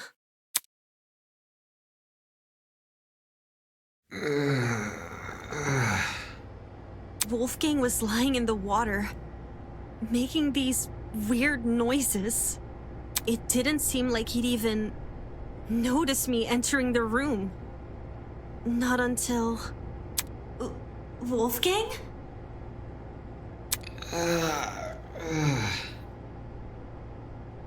Hearing his name seemed to snap him out of his trance, because he slowly rose to his feet. Wolfgang, are you okay?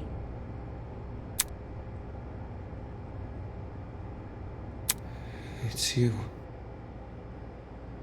Huh?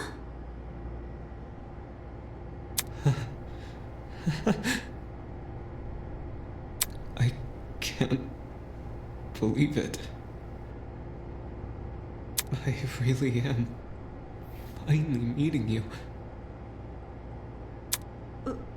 What do you mean?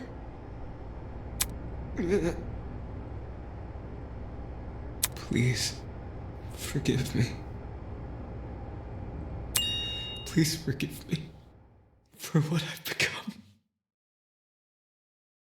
Wolfgang? Despite how hard I tried, how much I wanted it to be true, I could never become you. I will always be a failure.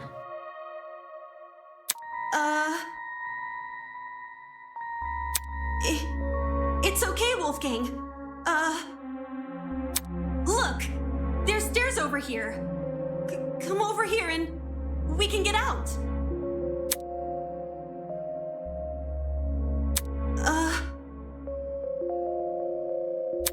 I have no idea if he didn't hear me, or if he was just ignoring me. But, okay. I'll get closer to you then. I went over to the ledge of the platform, the part where the fence had a gap. Just take my hand, okay? And I'll pull you out.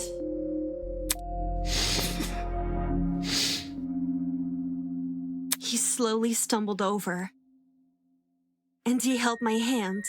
I didn't really think I could pull him out. I just wanted to be there for him. It was the best I could do, because I didn't want to enter the water. Staying on the platform felt so much safer. And I really, really hate that it did.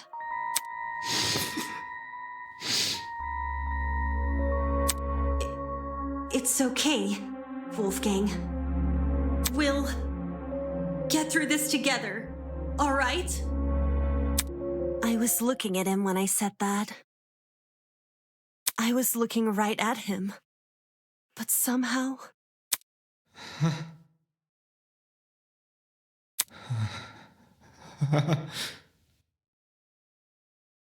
somehow I didn't think to react.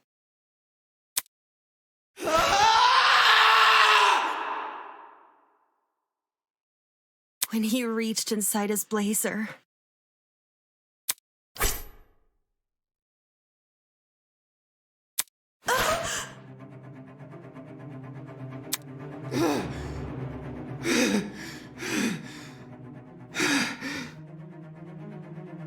Bring her back. Bring her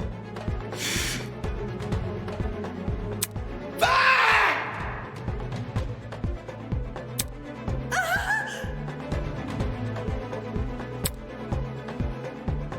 I tried to leave the room, but the door was locked.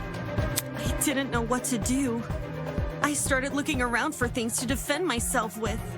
And that's when I saw the gun. The taser gun?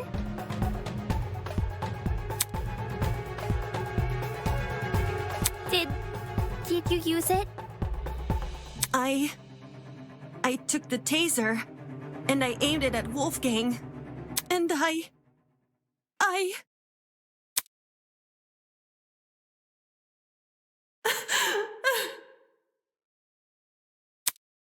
couldn't do it. I couldn't shoot him. I just backed away from him.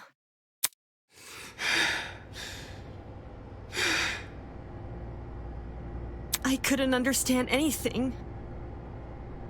Why was this happening to me? Why was I being attacked? Why can't I do anything to...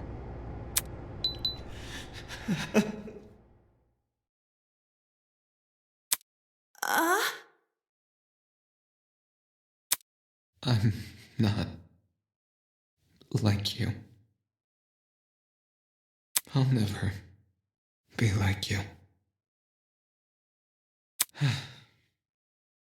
won't give up until the world knows. I won't give up until everyone knows me as...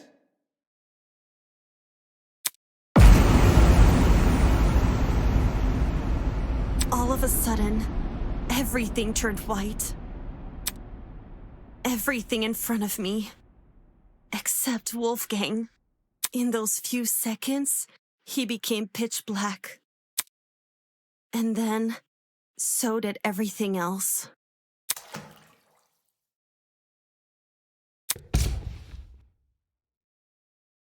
Even though I didn't see Wolfgang fall over, I heard it. His body cracking against the pavement, and his knife falling into the water. I waited for the gasp of pain, for him to groan or mumble or say something, but there was nothing. There was just me and the silence. That's how it happened. What the... What the fuck?! That man attacked you? Oh my goodness, Diana, I'm at a loss for words. This is getting too much for me, bros. I think I'm gonna faint. Holy shit.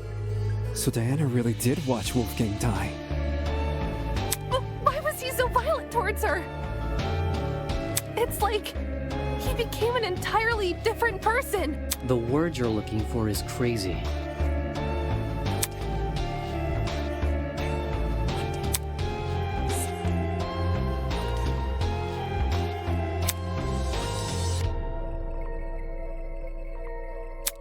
How'd you manage to escape the boiler room after all that?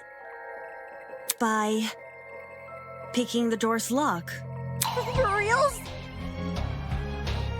I wasn't even thinking. I just started feeling my way back to the door in the dark. And then, well, my supply bag. I remembered the spare hairpins I always kept inside. So I felt around the bag and dug one out. To be honest, I have no idea how I managed to unlock the door. The whole thing was repeated trial and error.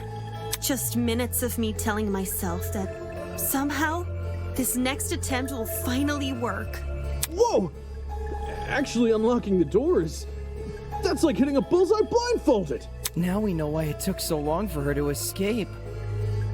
I realized why it happened. Getting trapped inside, I mean. The door's lock was on the outside. So, someone must have set the lock before I came downstairs. So that when I closed the door, I'd be trapped. The lock is normally on the inside, too. The killer purposely flipped it, then left the door open so you would be the one to close it. As for why the killer locked the door to begin with... It was to frame Diana, right? Right. The killer made Diana trap herself inside the boiler room, so they could kill Wolfgang in front of her, and force her to remain by his body. Had their plan worked, Diana would only be able to escape if someone from outside entered the boiler room.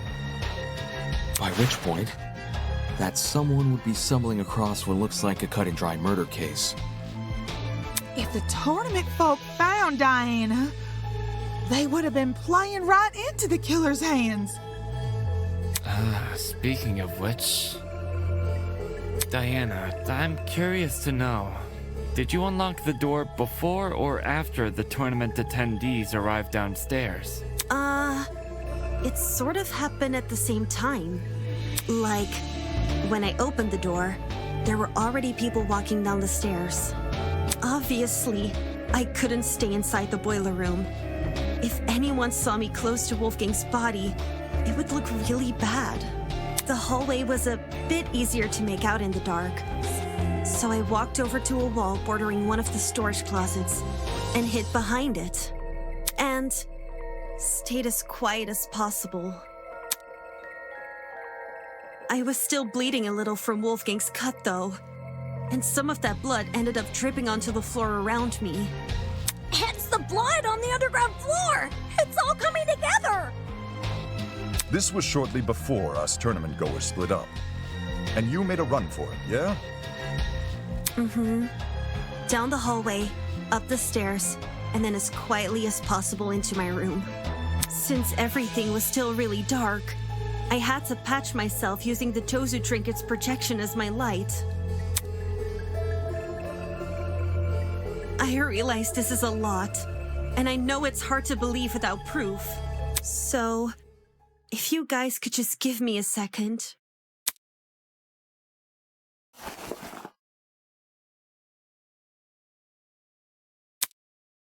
I cleared up the blood pretty fast. Luckily for me, the cut wasn't that deep. There's still a chance it may leave a scar, though. Holy crap! That's awful! It's okay. I'll cover it back up again. Why did Wolfgang attack you for no reason?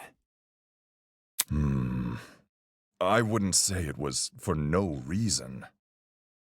You're being kind of insensitive, man. Huh? I didn't mean it like that. What I'm trying to say is, Wolfgang's actions may look random from an outsider's perspective, but from his perspective, well, judging by his behavior, it seems like he saw something which shook him to his core. Like, there was something in the room that Diana didn't see? That's impossible! It was only me and Wolfgang in the boiler room! I don't believe Jean meant it in a literal sense. Wolfgang literally saw something? He thought he saw something, is my point. You mean he had been hallucinating? What did Wolfgang hallucinate for him to turn out the way Diana described? You'd be surprised by the sort of things our minds can invent. I'm lucky to have never experienced anything myself, but I know some who have hallucinated nasty things. Demons and monsters, or the feeling of being tortured. If Wolfgang went through something similar, I can see why he lashed out. Now what the heck is going on at sea? Of course, these hallucinations don't just happen out of the blue. More often than not, they're substance-induced. Substance-induced? Just say Wolfgang took a hallucinogenic. Hallucinogenics? One which induced a lot of fatigue, too, judging by the way he lumbered about in Diana's account. It would explain why Wolfgang mostly stayed in one place. One place, which happened to be in the water. Seems very deliberate, aye. I reckon the killer knocked Wolfgang unconscious in order to drag him into the water, but knew he would eventually wake up again. So they drugged him with something which would basically make him despondent. As for where the drug came from... Oh no! Don't tell me the killer robbed... I knew exploring it was a bad idea. It? What's this it we're talking about? It's the pharmacy, obviously. Why the heck did we think leaving that place open was a good idea? Now someone's stolen an item and drugged Wolfgang. Fuck! I knew our promise was too good to be true! I can't trust any of you guys! And don't say Wolfgang drugged himself! Who wants to be tortured by demons? Well, stranger people do exist. That's rich coming from you!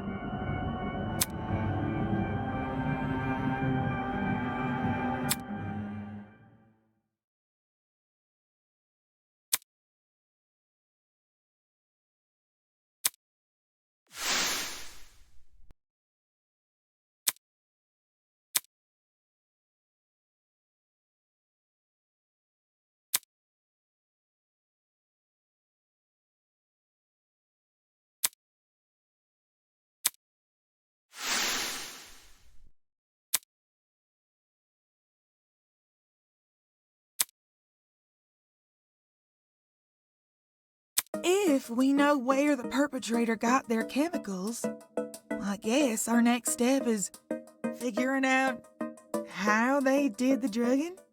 Agreed. It would help us better understand the timeline of events, and potentially even validate Diana's testimony. Sounds like you guys can leave this one to me. I'm the kind of person who knows someone back to front the moment I meet them. If you haven't already realized, I've gone and read this killer like an open book. You're the last person I trust to reach a correct conclusion. Just you wait! The second you hear what I gotta say, you'll be eating those words!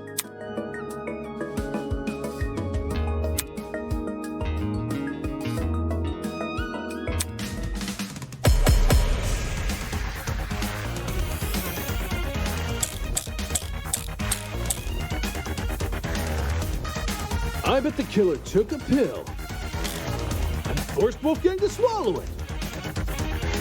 Just jab him at that point. How would the killer make him swallow a pill? There was no proof they restrained him. Didn't the killer knock Wolfie out? Maybe that was their way of restraining him. You can't force an unconscious person to swallow a pill. What if it was a drug you don't need to eat? Like an inhalable substance? Oh yeah, like a powder or something. The pharmacy does have a large collection of over-the-counter sedatives, but there's too many for us to isolate any specific one.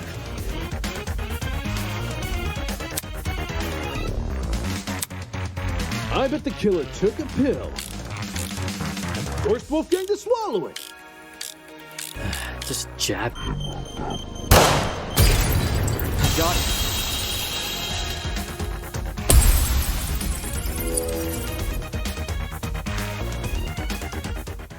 When Wolfgang's wounds were discussed earlier, it was mentioned he had a tiny red dot below the bruise on his neck. During the investigation, I thought this dot was a scab from a mole or pimple, but knowing Wolfgang was drugged, it's clear to see what it really is. A puncture wound. Considering the timeline of events, an injection would check out. If Wolfgang got drugged a little after 8:15 a.m. and was already feeling the effects when Diana arrived at 8:45 a.m., then we're dealing with something which entered his bloodstream in under 30 minutes. Any normal pill would have taken, probably an hour to dissolve. Whilst an injection would be much quicker. I see. That's probably another reason why the killer knocked Wolfgang unconscious. It would have been incredibly difficult to inject him if he was still moving around. Only when they had him right where they wanted, dazed and unable to fight back, did they plunge the syringe into his neck.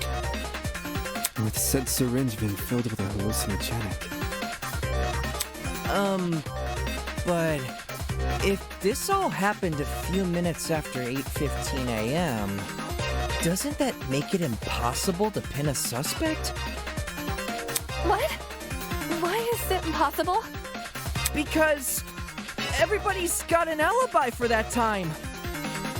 I mean, Damon and I were in my dorm room, and the other party people... 8:15 a.m. Yeah, I was already in the dining hall with Jet, Mark, and Eva. I left Wolfgang's dorm right after the morning announcement and spent the rest of the hour with John. Wenona and I were in our dorm room together. And me and Eloise were already sitting down in the courtyard. Toshiko was giving me the medication she grabbed from the pharmacy. And, I stayed in my dorm room until 8:40 a.m. Oh no. If everyone can be accounted for, we really can't assign a suspect. So, we're back to square one? Someone here must be lying. And doesn't plan to stop.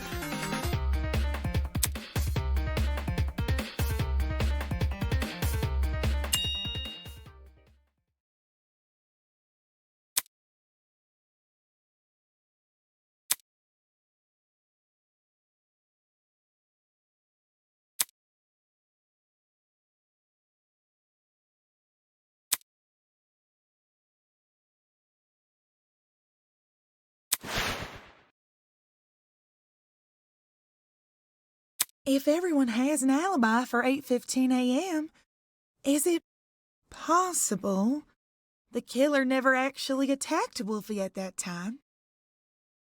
But his little note said to come by at 8:15 a.m., didn't it? Ingrid, do you remember what you said when we couldn't figure out who stole Desmond's taser? To be honest, I'm drawing a blank.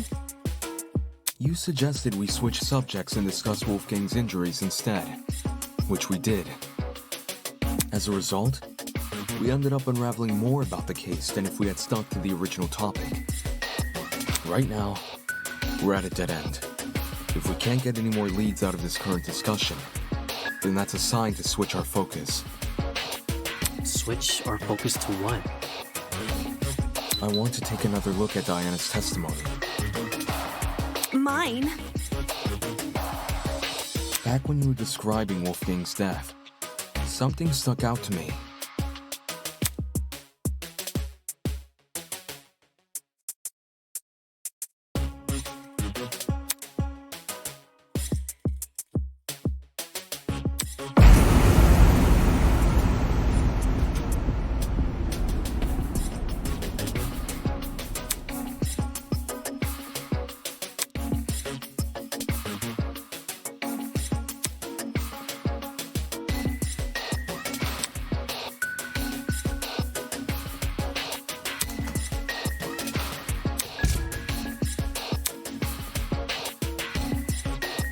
The flash of white Diana described must have been the generator exploding, with the darkness afterwards being the blackout. Think about the order of events there. In just a few seconds, the boiler room's generator explodes. and Wolfgang falls over dead. Doesn't it sound like the two are correlated? Oi, didn't we go over this already? We did. The generator has nothing to do with Wolfgang's death. Its wires weren't touching the water. Indeed. Which is why the murder weapon is the taser gun. Diana said she never used the taser, though. Then she's lying! What? That's not true! I never fired the gun! It's all good. I believe you. Sure, nobody can dispute the gun was fired. What can be disputed, though, is when it got fired. I wouldn't be surprised if the killer fired that gun way in advance. Like, sometime before Wolfgang arrived downstairs and left it in the boiler room for us to find later. What? So the taser gun isn't the murder weapon? If Wolfgang wasn't killed with the taser gun or the generator, what other options are we left with? The taser gun is the only option which makes sense. The murder weapon can't be anything else.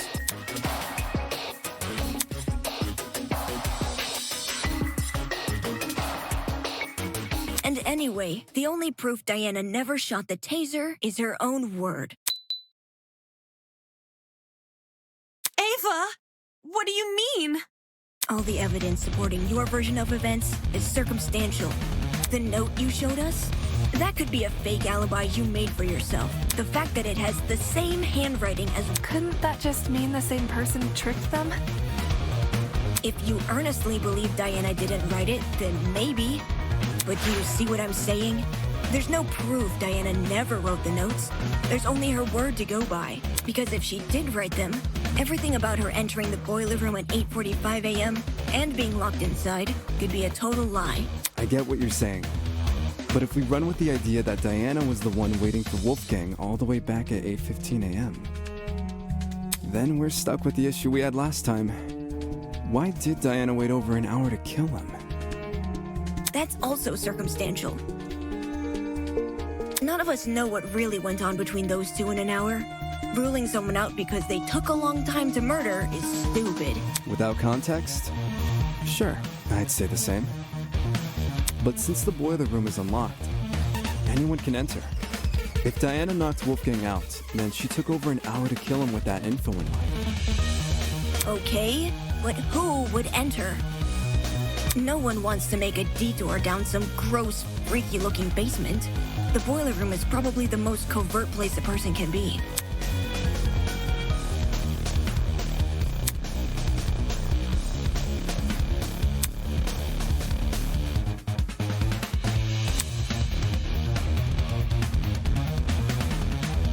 Diana claims she didn't write the notes, and she claims she didn't shoot the gun. But where's the hard proof she didn't do any of these things? The answer lies in what destroyed the generator. What? Didn't we already talk about that? All you guys did was discuss theories, never anything concrete. Settling for a theory isn't good enough when our lives are on the line. In the same way Ava can't rule out Diana's involvement in the case, we can't rule out the generators.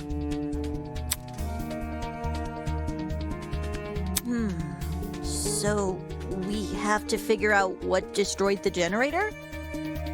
What should we do? Just throw out ideas? It's what we've been doing this whole time. Oakley dokley. All right, everyone. Let's put our thinking hats on. If we work together, we'll unravel this mystery for sure. Ready? On your marks, get set, go!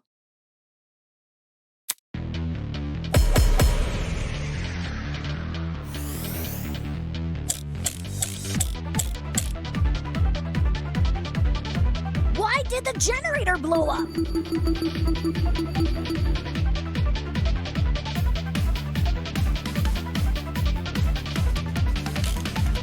Could have just been an electrical fault. So, a coincidence? Is this the best situation? To be waving stuff off as a coincidence?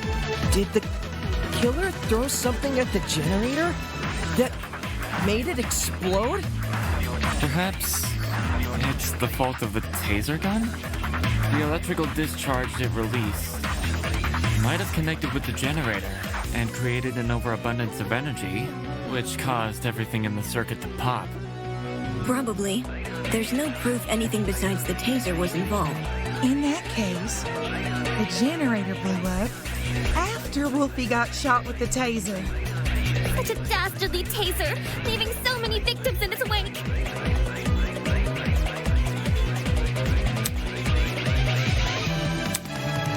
What? Could have just been an electrical fault. So, a coincidence? Is this the best situation? To be waiting stuff off as a coincidence? Did the killer throw something at the generator that made it explode? Perhaps it's the fault of the taser gun? The electrical discharge it released might have connected with the generator and created an overabundance of energy, which caused everything in the circuit to pop. Probably. There's no proof the taser was involved. No, that's wrong!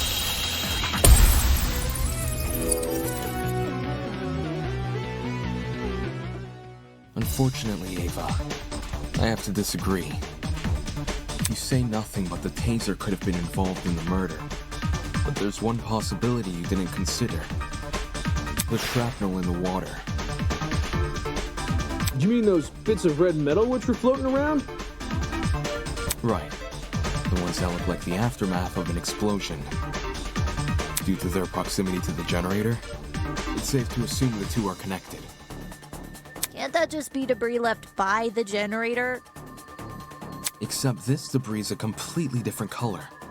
It lacks the rust the generator has accumulated. We're obviously looking at the remnants of something else, which means an object we haven't yet identified was caught in the explosion.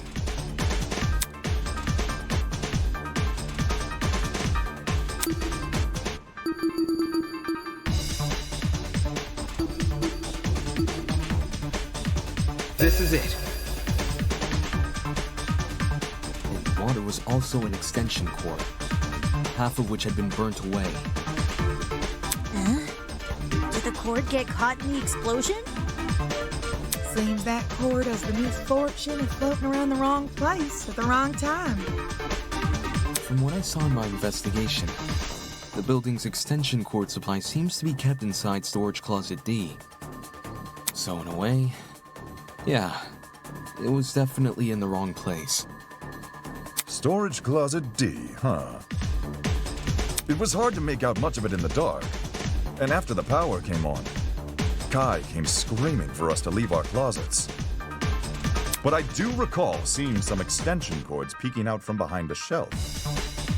Since we already know the killer raided one storage closet, anyone else willing to bet they raided this one too? The hell did they need an extension cord for? Probably something involving the generator, given its proximity to the cord. Same thing with the red bits, even though we don't know what they are.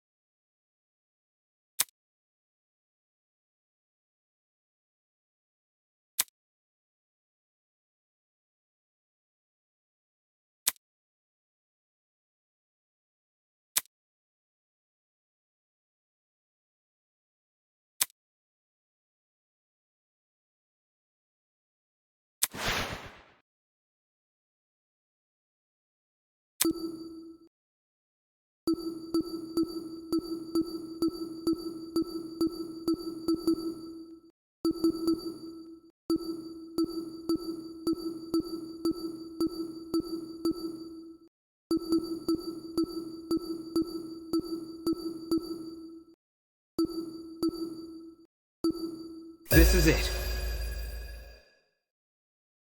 Hold that thought. We may be able to identify the shrapnel using context clues. During the investigation, there was a strange smell permeating the boiler room. It took me a moment to notice, but when I did, well, the best way to describe the scent would be if you mix cereal and alcohol together. Cereal and alcohol? Talk about specific. Tis a sign a chemical reaction was at play. Wait, you recognize the smell? Chemical reactions can produce some pretty pungent odors. Usually something to the tune of alcohol mixed with cereal, or fruits, or eggs.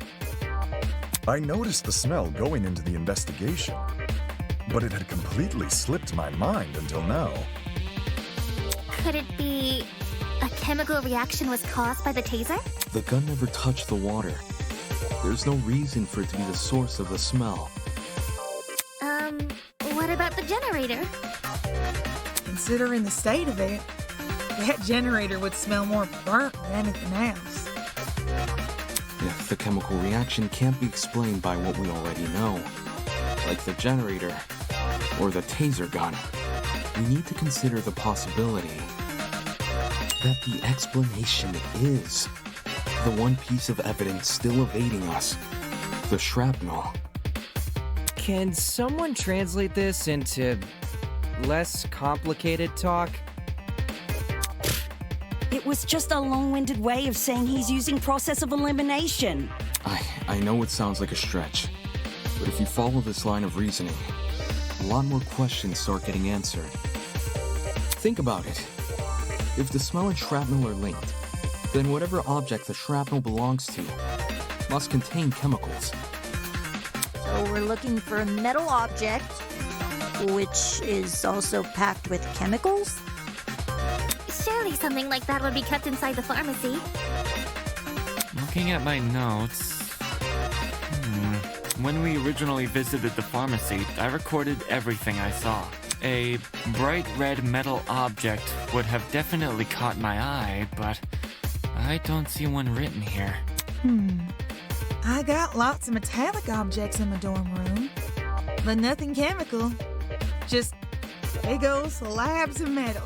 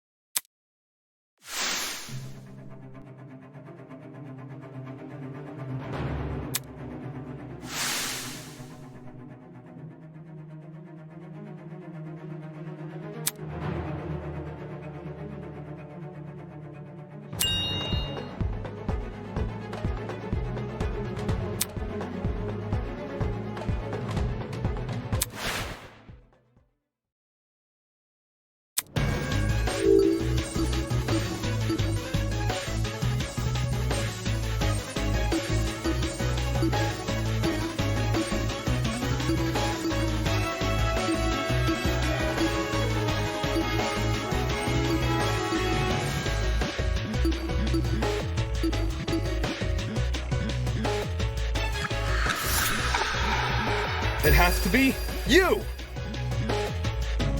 Jet, I need to ask you something. What's up? Can you tell me what's inside your dorm room? Like, a full-on list? Whatever works. Sure thing. I got a pretty gnarly collection of parts and accessories. Blind spot mirrors, lithium batteries, wheels, spare brakes, you name it. Oh, I even have the legendary mantle from the 1984's Grand Prix winning speedster. That's what I was hoping to hear. Cool. So, why'd you want to know? Unless... Wait, I'm not being suspected, am I? No. Don't try to roll me into this, bro. I've got nothing to do with the murder. I know you don't. You have an alibi. The only reason I ask is because that mysterious red shrapnel may be the remnants of one of your lithium batteries. What? I see. A lithium battery might explain the smell in the air. And lithium, that's an explosive substance. If it made contact with water, gosh, you'd be left with a mess and a half. Wouldn't someone have heard an explosion, though? did. Really? During the tournament, right before we lost power. Oi, that's right. That was a burn. Wait! I remember hearing it too! I initially assumed the generator made the noise somehow. But if Jet's car batteries contain an explosive substance... Hey, Jet, were your batteries bright red at all? Maybe? You don't know for sure? I never took the batteries out of their packaging. The packaging isn't red, I can tell you that, but the actual batteries? Yeah, I got nothing. So it can't be proven beyond a reasonable doubt? Pretty much. Well, what's the reaction time of a lithium battery? The reaction time? When a lithium battery hits the water, how long does it take to combust? I think, once we know that, we can decide whether or not the battery is relevant to the case. A lithium battery would be an almost instantaneous reaction, I'm pretty sure.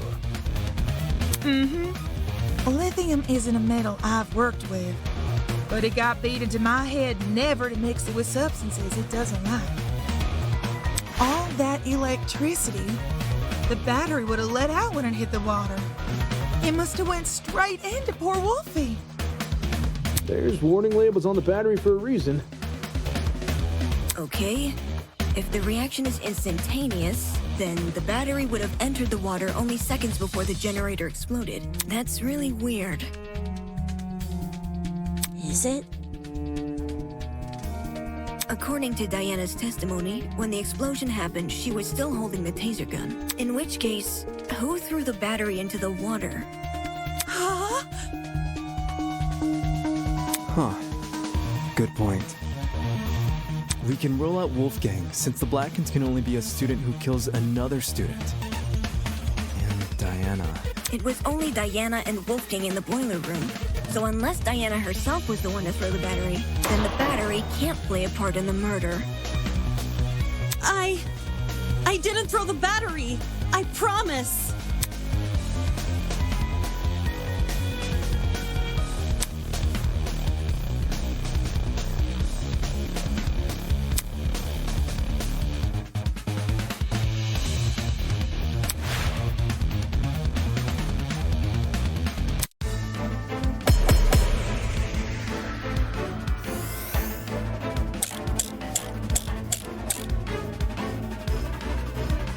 The battery is related to the case. Only Diana could have thrown it in the water. But my arm had been cut. Lifting a battery would hurt too much. Neo batteries are pretty lightweight, though. The battery clearly couldn't have fallen from somewhere. So it must have been submerged another way. Perhaps something akin to what Eva described? If that battery is the murder weapon, why is there a taser gun? Maybe it's a red herring. Judging by the shrapnel, the battery would have landed in the water, a few inches from the generator. Not the hardest shot to make.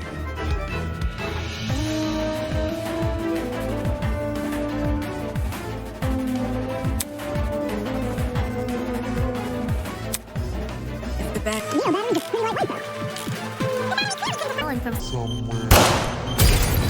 No, that's wrong!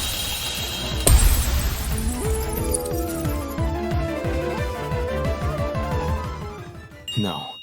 The battery might actually have fallen from the generator. What makes you say that? The shrapnel's position in front of the generator suggests there's a correlation between the two. However, it's unlikely Diana threw the battery at the generator. Not only is the boiler room difficult to see in, the generator is positioned far enough from the concrete platform that Diana, with her wounded arm, will need to stand on the platform's edge to make the shot, which would obviously put her in danger of being attacked by Wolfgang again. Yeah. Wolfgang was really close. He could reach over to me if he wanted.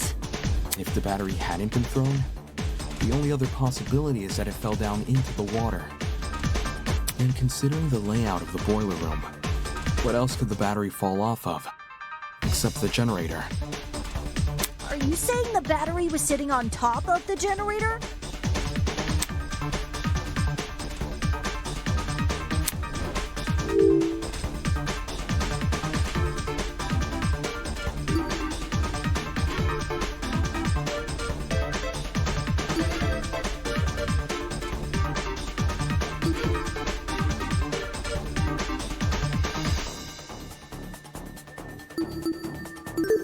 I got it. The battery may have been suspended over the generator. Suspended over.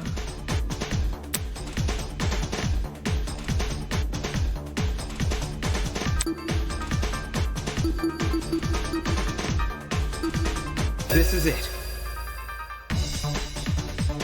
The killer could have tied the extension cord around the battery and slung the battery over the generator. If the cord and battery were tied together at the time of the generator's explosion, it would explain why half of the cord had been burned away. The more you explain it, the more unbelievable it sounds. What if that's the point? Maybe the killer chose a crazy method because no one would believe it. I don't see how weaving a cord into the mix is any more beneficial than leaving it out. If anything, the cord adds extra weight. Which would be especially inconvenient for Diana, because her arm was bleeding. Right. It wouldn't benefit Diana to hold the cord. So, what if she didn't? Something else may have been supporting the cord instead.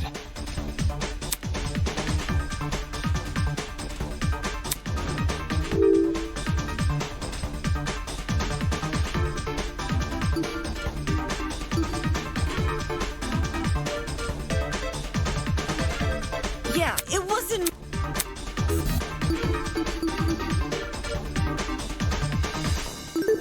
I got it.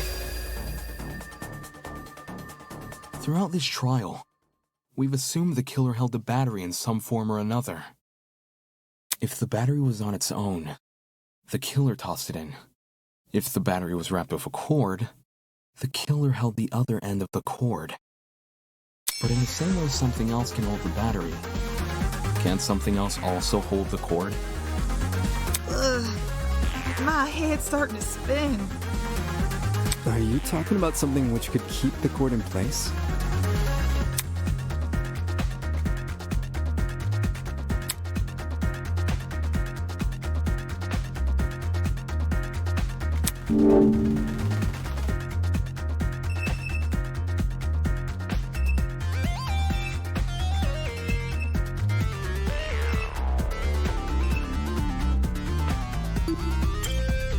Didn't you say the generator?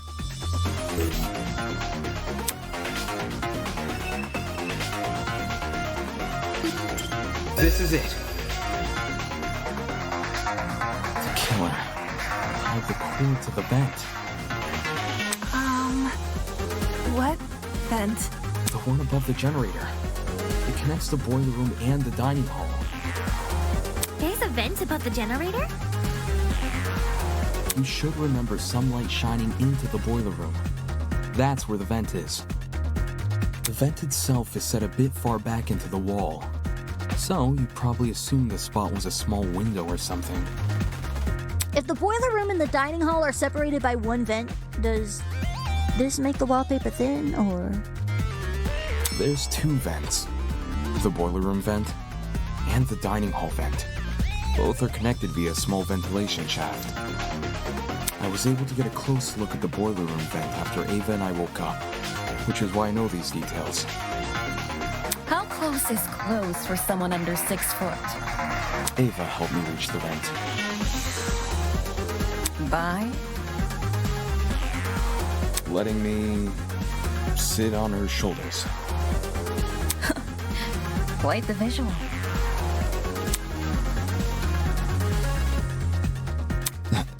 Anyway, if the killer tied one end of the cord to the vent and the other end around the battery, they could suspend the battery over the generator. Something like that would result in an explosion. What do you mean? You say the killer tied one end of the cord to the vent and the other end to the battery. However, indoor extension cords are much longer than regular cords. They can be upwards of 9 or more meters in length, as opposed to the average cord's 2 meters. 9 meters is significantly longer than the distance between the vent and the boiler room floor.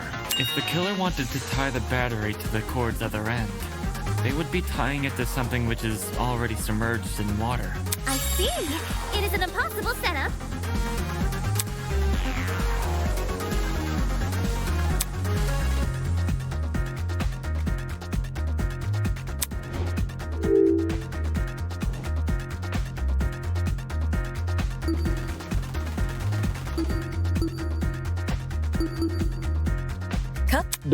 And where could have been the storage closet. Well, I've been through those closets twice now, and I never... Not even pliers? I didn't see pliers either. Could the cord have been cut with Wolfie's knife? You believe the victim set up the murder trap? So this whole thing was a suicide mission?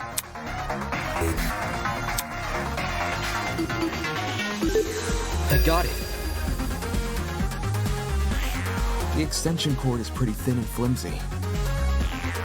If the killer wanted the battery to be secure, they need to wrap a lot of cord around it. Probably to the point there wouldn't be much spare cord remaining. Which is a good thing, because this spare cord is what the battery will be suspended by. So long as the spare cord isn't too long, the battery will sit safely above the water.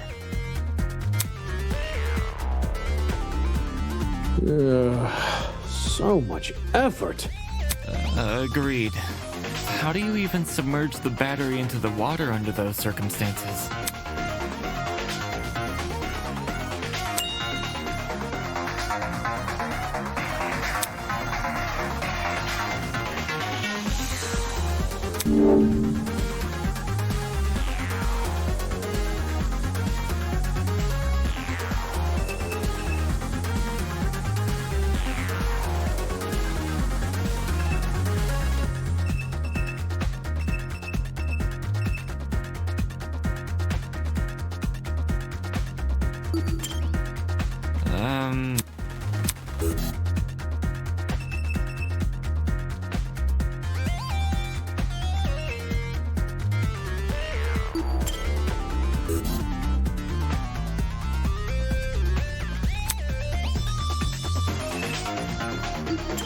This is it.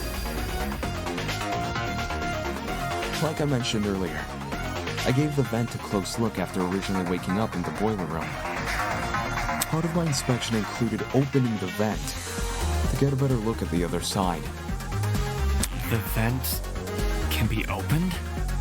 Not all the way, but far enough for the vent to cause a domino effect if then closed. In our case, a domino effect involving the extension cord tied to it. If we assume the vent must be open for the battery to remain a safe distance above the water, we end up with a pulley system. To prevent the battery from entering the water, the vent is literally pulling the entire cord backwards. Ergo, it's not just the killer's own measurements keeping the battery in place, but the vent itself. Having opened one of these vents before, I can tell you how tough they are to move.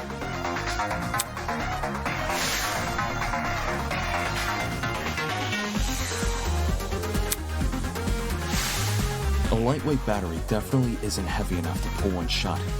It takes an actual person to close one. Which is great for the killer, because it means they get to maintain full control over when the battery enters the water.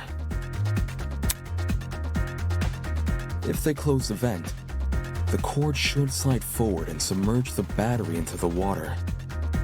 When that happens, the boiler room water becomes electrified by the battery's components, which in turn causes electricity to pass directly into the body of Wolfgang, who is standing in the water.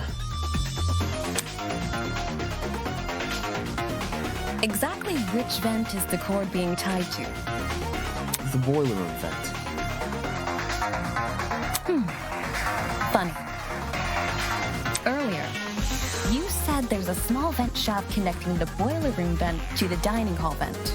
Assuming the killer is operating this trap from outside the boiler room, since we know there were only ever 2 people in that room, how would they even be able to reach the boiler room vent? Like you said, there's a separate vent in front of it.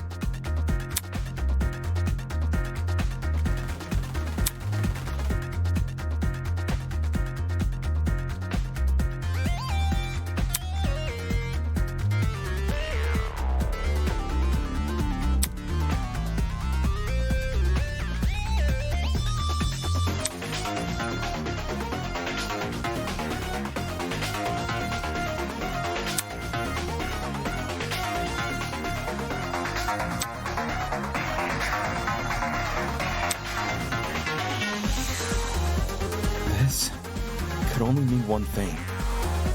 The killer never tied the cord to the boiler room vent. They tied the cord to the dining hall vent. That just creates the same problem as before, but reversed. Instead of the dining hall vent making it hard to close the boiler room vent, it's the boiler room vent making it hard to reach the dining hall vent. While the vents may seem like an obstruction, especially since they can't be opened all the way, there's a very easy workaround. All the killer needs to do is fit the extension cord between the grates of the boiler room vent. Oh yeah, the grates. You mentioned something about them earlier. Right, when you described opening the boiler room vent.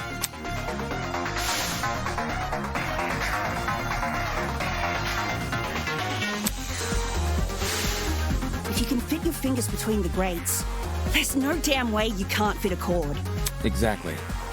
After which, you could slide the cord through the ventilation shaft and out the opposite end for the killer to then go and tie to the... Actually...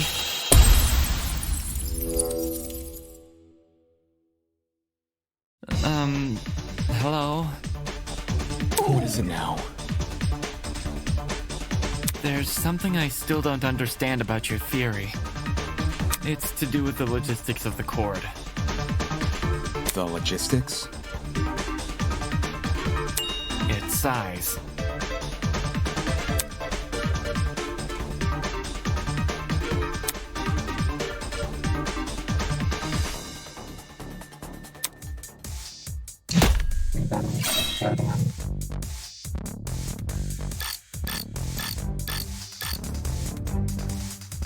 I understand the boiler room vent can be opened. Maybe not all the way, but enough to fit an extension cord through. What's bothering me, however, is that the boiler room vent was closed during the investigation, which means it must have been closed during the murder. I don't see a problem here.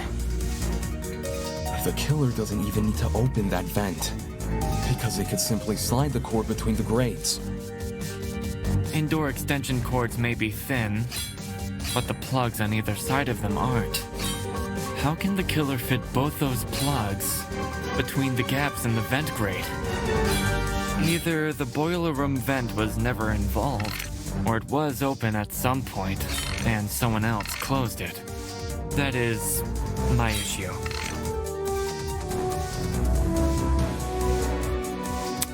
Indoor extension cords may be thin, but the plugs on either side of them aren't. How can the killer fit both those plugs between the gaps in the vent grate? Either the boiler room vent was never involved, or it was open at some point, and someone else closed it. That is my issue.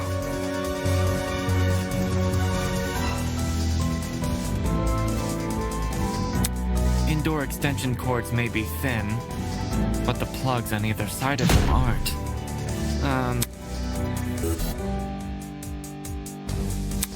Indoor extension cords may be thin, but the plugs on either side of them aren't. How can the killer fit both those between the gaps? Either the boiler room vent was never involved, or it was open at some point, someone else my issue. Indoor extension cords may be on either side of them aren't. I'll cut through those words!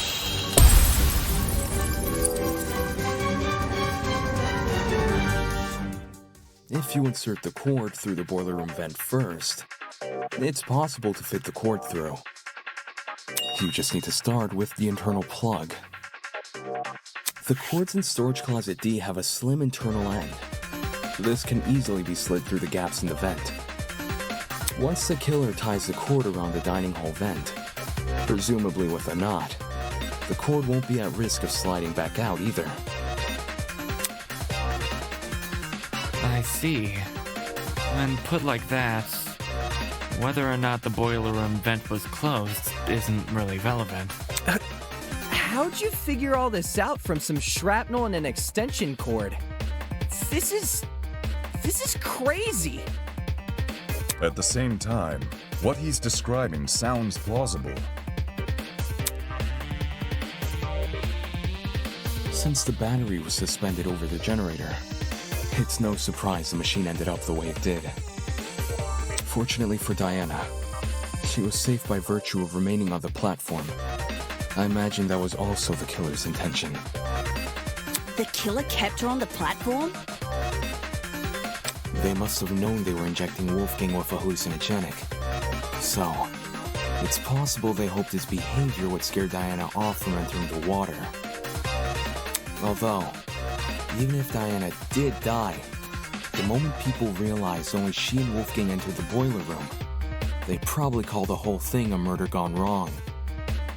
Well, all of this certainly changes things. Huh? If the killer is someone who needed access to the vent and needed to be operating from the dining hall, then everyone who attended the tournament is a suspect. What?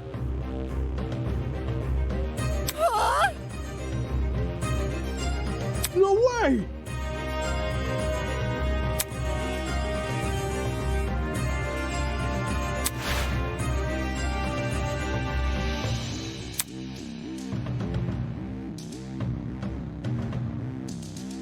So we can reduce it down to 8 people.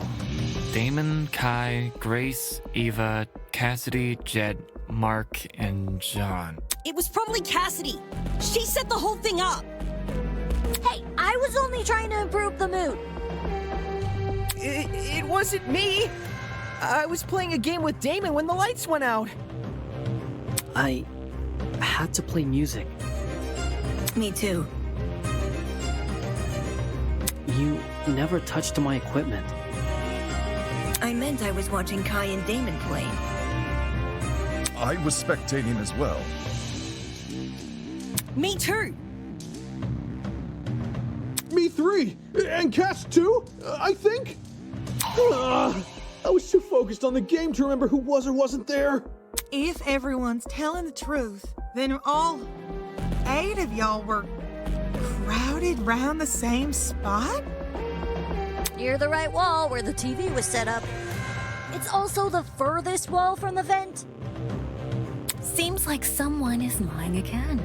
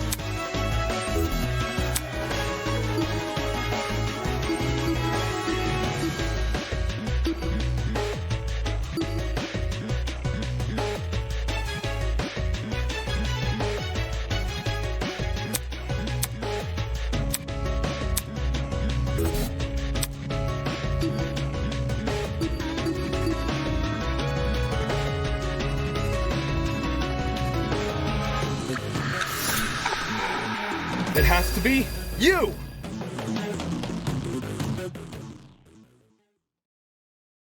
The killer is Ava.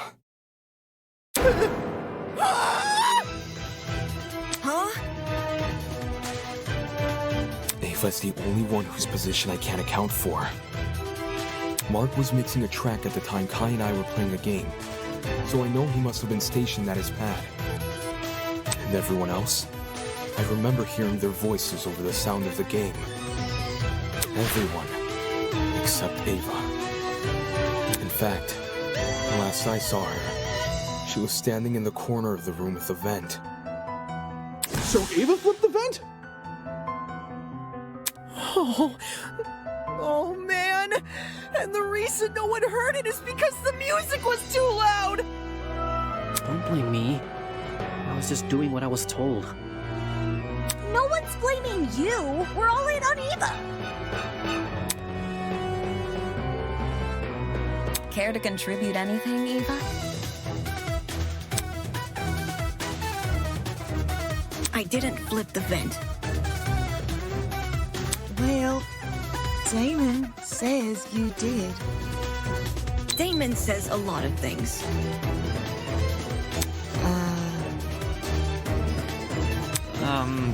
While you aren't technically wrong, I don't think that counts as an argument.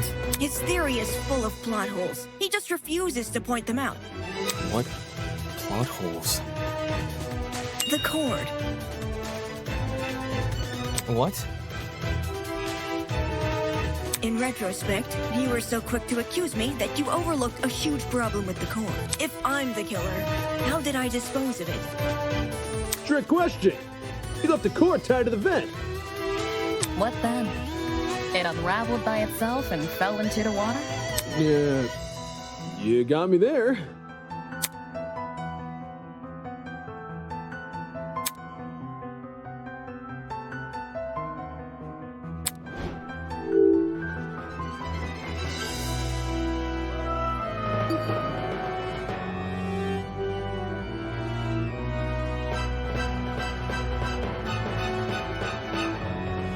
Waited for everyone to leave the... I went with you guys to investigate.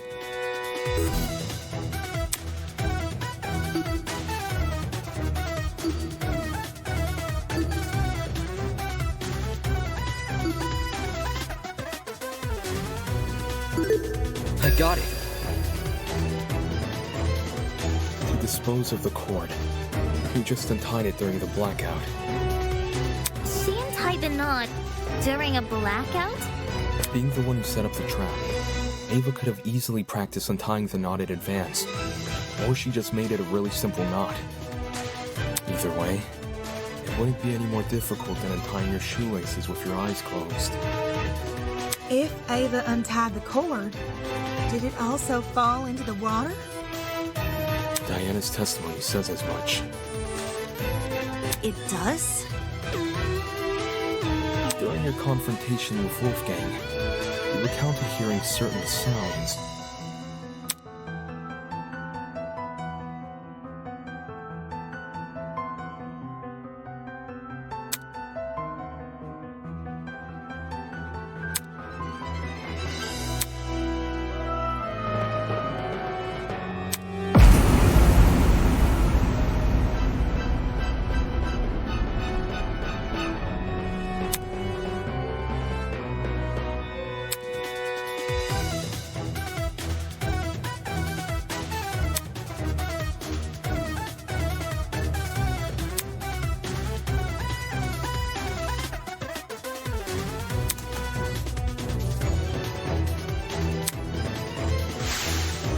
The first sound was obviously the battery exploding.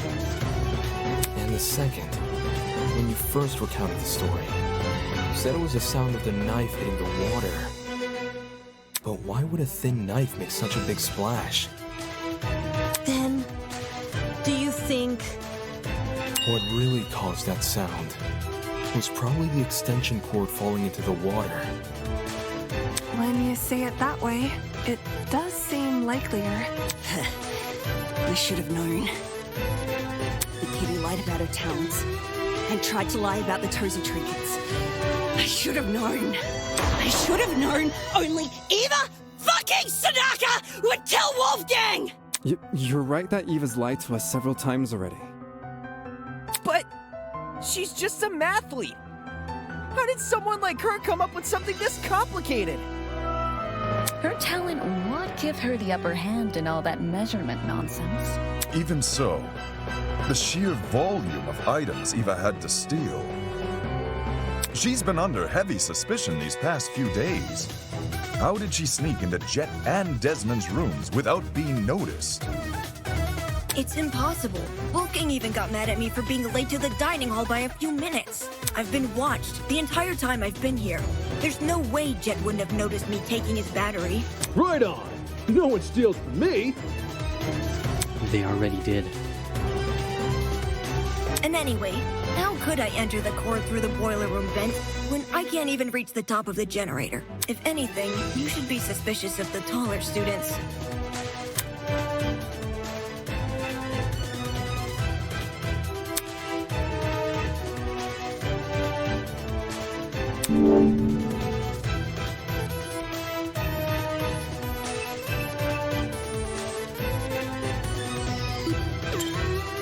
Ava grabbed one of... That's setting myself up.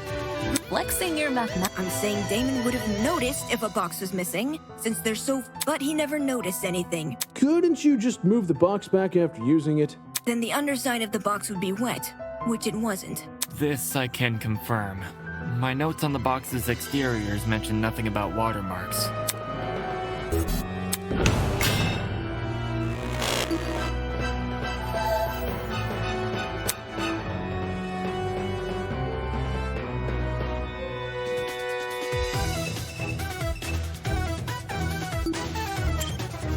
I'm not...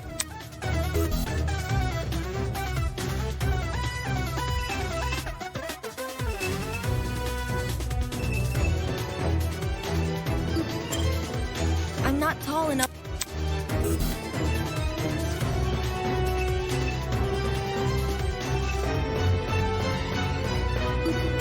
This is it. Ava, to reach the top of the generator, you simply stood on one of the boxes in the boiler room. There's already a huge pile of them near the generator itself. You could easily push one up against the machine. Ah, she would have known about those boxes in advance, too, since she explored the boiler room with you ahead of time. Okay, I could have used the boxes to reach the top of the generator, and I could have fit the cord through both vents if I inserted the right plug. I can do both of those things without attracting suspicion. What I can't do without attracting suspicion is opening the vent. Huh? Which vent are we talking about? The dining hall one. Based on what Damon's saying, it needs to be opened for the killer's trap to work. But opening it during the tournament is asking to be caught, and opening it before the tournament is useless because Jet, Cassidy, and Mark would see it while setting up. Oh yeah, you're right. If there was an open vent with a cord tied to it, I would have noticed for sure. Now that Eva mentions it, I'm pretty sure the vent was closed during setup. See, there's no way I can execute this trap without being caught. It's a stupid trap anyway. All the cord and vent stuff is too complicated. There's a billion ways it could go wrong. Damon's just making stuff up. He doesn't know what he's talking about. What the? That's bullshit. Can it, you four-eyed troll! You can't talk your way out of this one! The only person who would be sick-minded enough to kill Wolfgang is you and only you! Don't you fucking try and tell me otherwise!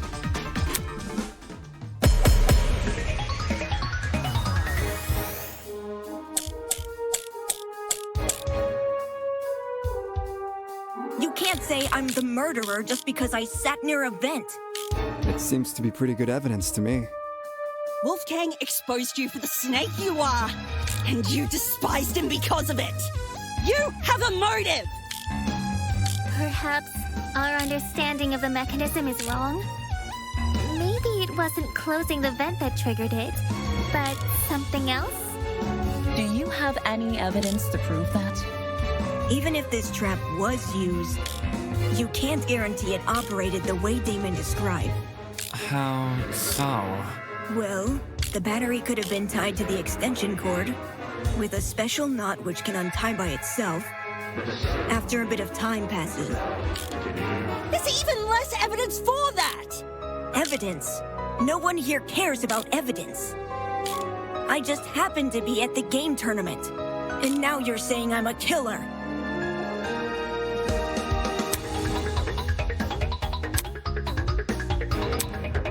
You can't say I'm the murderer just because I sat near a vent. It seems to be pretty good evidence to me. Wolfgang exposed you for the snake you are, and you despised him because of it. You have a motive! Perhaps our understanding of the mechanism is wrong? Maybe it wasn't closing the vent that triggered it, but something else? Do you have any evidence to prove that? Even if this trap was used, you can't guarantee it operated the way Damon described. How so? Well, the battery could have been Tied to the extension cord.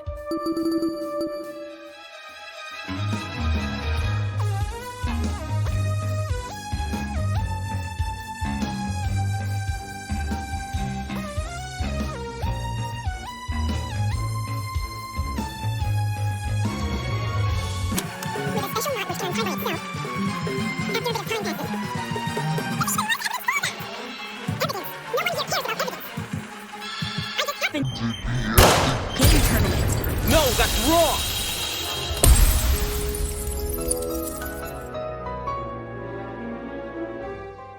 No. It's no coincidence you were at the game tournament. In fact, it's not even a coincidence the tournament took place during the murder. What do you mean? It was impossible for me to notice this earlier, but the killer timed the tournament so it would grant them an alibi for the murder. Whoa, whoa, whoa! Are you accusing me of murder again? I thought you said Ava was the culprit.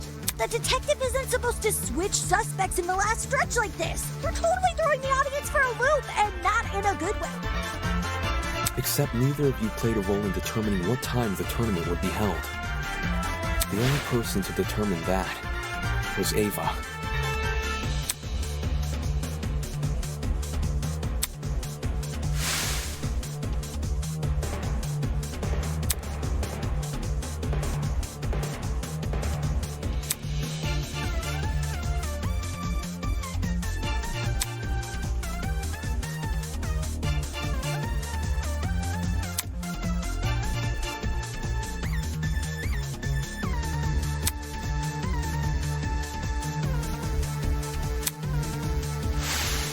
Ava knew she would be in the dining hall tomorrow, so when Cassidy announced the tournament, she realized it was a once-in-a-lifetime opportunity to create an alibi for herself.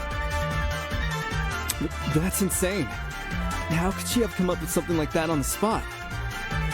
It wasn't just for an alibi either.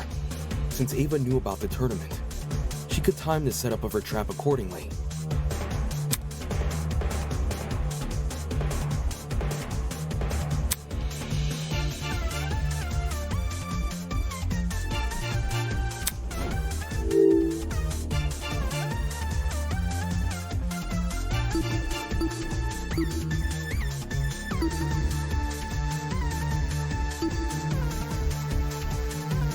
Ava opened the vent after Mark's equipment. Someone would see her opening the vent.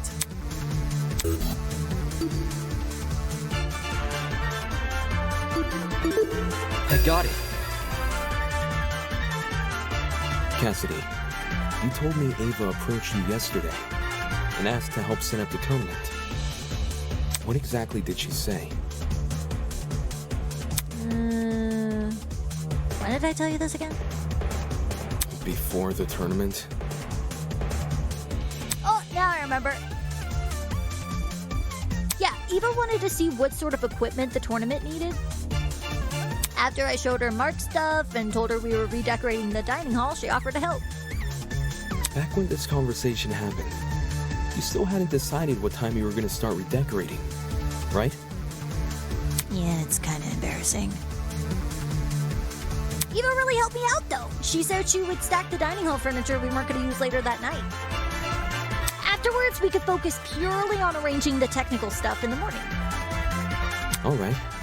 Then tell me what happened last night. Jet, Mark, Eva, and I came to the dining hall at around 8:40 p.m. probably. We stacked the table and the dining chairs against the left wall, and the sofas we moved to the middle of the room, maybe a little more to the right. Then we all went back to our dorms. Well, I was kind of hungry, so I stayed back a few minutes before leaving. Hold the phone! If those sofa chairs were moved to the middle of the room, why did I see one over in the corner this morning? Because Eva pushed it there. Eva what? She didn't want to take part in the tournament. Just watch it from the side. That's what she told me. I never thought it was weird or anything. Some people just like sticking to the walls of rooms, you know? We're talking about the sofa in the upper left corner, aye? The one next to the coffee table. Yes, sir, Eva! Yo, when the power went out, I'm pretty sure Damon ran over to that corner to look through... Yeah, a vent! Did she move the chair there so it would be easier to reach the vent later? Why would I when Cassidy just said the vent was closed during setup? Because you were covering for yourself in advance. Huh? The vent may not have been open at the time, but I'm willing to bet that's because you were still creating your trap. In what way? Let's say Ava took a detour for the boiler room first, and slid the internal plug through both vents. After going upstairs and helping rearrange the dining hall furniture, during which she moves a sofa chair so it obscures the vent, she heads outside and hides until everyone else goes to bed. Then, she walks back in and opens the vent. So Eva took complete advantage of them? Not my fault those two are so trusting. You think a big guy like me was gonna be afraid of some mathlete? No way! I mean, she did lie about a lot of important things. Her talent being one of them. She also cried and fled the scene after we found out, no? I just thought it was cool. She wanted to help me out. Hey, can we backtrack a little? Like, to before all this Ava talk? Why? What happened? It's to do with the chair's position. You guys keep saying it was in front of the vent, but Damon stood in front of the vent during the blackout. If the chair was in the position you all say it was, it should have blocked him from crouching in front of the vent. Ava probably just moved it during the blackout. Eh? Before the blackout, it was positioned with its back to the left wall. However, when I ran over to the vent, the chair was suddenly pushed up against the northern wall, out of the vent's range. Ava must have shifted the chair while everyone was initially panicking from the blackout. I'm guessing she hoped people would misremember its position and think it was always along the northern wall. Oh, man! So I totally fell for it? I also remember seeing a speaker in that corner. Yeah, about that. This morning, Jet, Mark, and I arrived at the dining hall a little after 8 a.m., then Eva came a few minutes later. She helped us put together Mark's equipment, which was stationed in the lower right corner of the room. And then she volunteered to place speakers around the room while Jet and I set up the TV next to the fireplace. Moving a speaker near the vent. Did Eva do that to drown out Diana and Wolfgang's scuffle? Yeah, and in turn exacerbate the effects of the other speakers. There were almost a dozen spread throughout the dining hall, some even sandwiched into corners they didn't need to be. Ava probably placed them that way to cover as much ground as possible. Still. entered the dining hall at 8:10 a.m., right? So wouldn't it be impossible for her to knock out Lawyer Man at 8:15 a.m.? According to Ava, she arrived around 8:10 a.m., but it's possible she actually arrived much later. Since there's no clock in the dining hall, he just couldn't have known. In fact, that might be why Ava seemed so eager to arrange Mark's equipment in the morning. Upon realizing it had a clock, she wanted to ensure it would only be powered on after she arrived. It seems the setup of this trap occurred across 3 phases. Phase 1 took place in the boiler room and involved tying a lithium battery to an extension cord. The cord was then slid through the grates of the closed boiler room vent, presumably until it almost poked out the other end of the ventilation shaft. Phase 2, by contrast, was carried out in the dining hall. The aforementioned cord was tied around the dining hall vent, which was then left open. This must have happened after Cassidy, Mark, and Jet were already done redecorating. For the third and final phase, the battery was carefully suspended over the generator. All these steps combined created a pulley system, which could only be triggered by closing the dining hall vent. Is there anything I'm missing? How I closed the vent. Huh? No one has explained how I closed the dining hall vent. Obviously, I didn't do it during the blackout. According to Damon, the blackout can only happen after the vent is closed. So, I must have stood up, gone behind the chair, and closed the vent during the tournament. That's stupid. Someone is definitely going to notice that sort of conspicuous movement. It doesn't matter if that someone is on the opposite side of the room. They're going to notice. How did we overlook such an obvious discrepancy?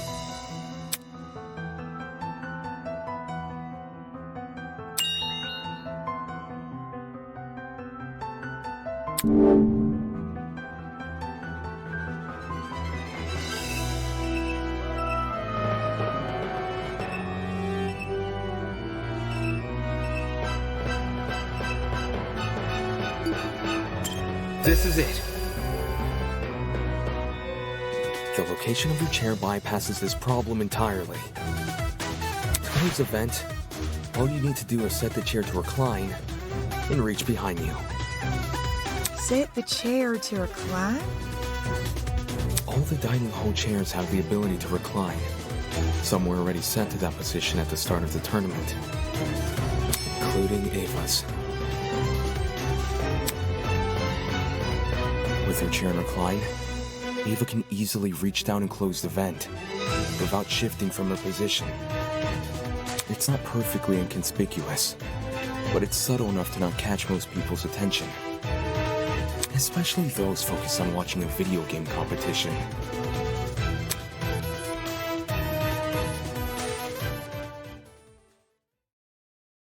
Well, am I wrong? This isn't funny. Just because I was sitting in front of the vent doesn't mean I was the one who triggered the mechanism. No one can sneak up behind you without drawing attention, especially when all the lights were still on. That's just dumb! Where I was sitting shouldn't make me a murderer. Even so, with everything we've spoken about... Everything? Did you already forget what was said earlier? Just look at all the items I would need to set up this murder. The battery, the extension cord, the rolling pin, the taser, the syringe, and the supposed drug used with it. How could I have collected all of those things? Wolfgang and everyone else hated me because I lied about my talent. They were on their guard whenever I was around. You think Jet and Desmond would just let me walk into their rooms and take their stuff? That's true. We still haven't explained how she robbed 2 people's rooms without being caught. Unless you can prove I had the chance to get all this stuff, you can't make me out to be the killer. Fine.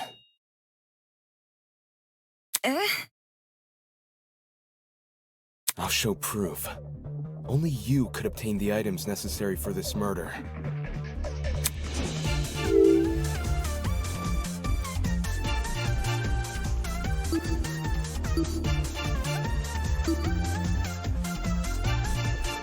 It was obvious. How does that connect to death?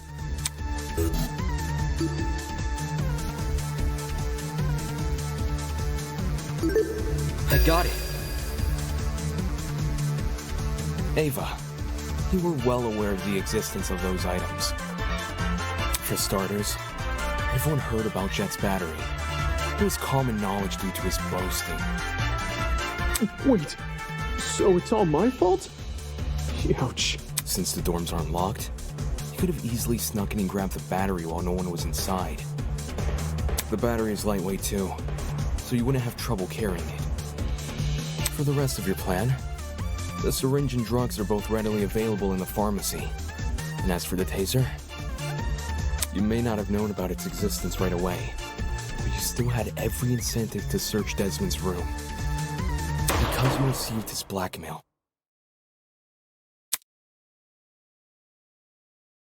Eva? You knew my blackmail this whole time and never said anything? So what?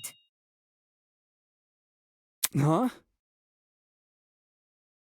So what if I knew? I wasn't the only one. Damon knew your blackmail as well. Oh, yeah. He read it out loud to everyone earlier, didn't he? Damon knew almost everything I did. He knew where the items used in this murder were stored. He knew the layout of the boiler room and the storage closets. He knew all sorts of things. The only thing he didn't know is the one thing more important than any piece of physical evidence. The hell are you talking about? See, you still don't know. You still don't know that we never saw eye to eye. Huh? Eye to eye... on the not killing each other stuff? On Wolfgang.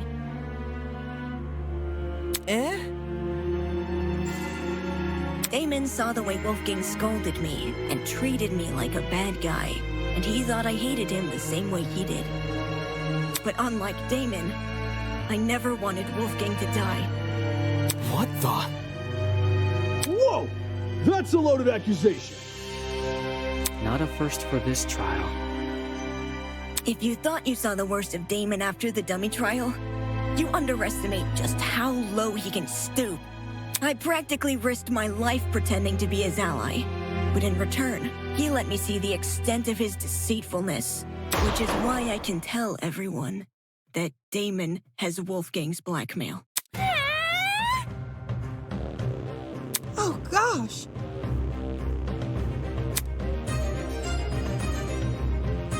Any reason you didn't tell us this earlier? Well, I didn't think it was incriminating at first. Not even when he refused to come forward about it? That was weird, but I didn't want to make accusations at the time because it could have just been his ego talking. Only after watching him reject the taser gun over this dumb mechanism he made up did I realize I had potential evidence on my hands. Damon, do you have your blackmail on you? Don't worry about reading it out loud or anything. Just show the image. That's all you gotta do.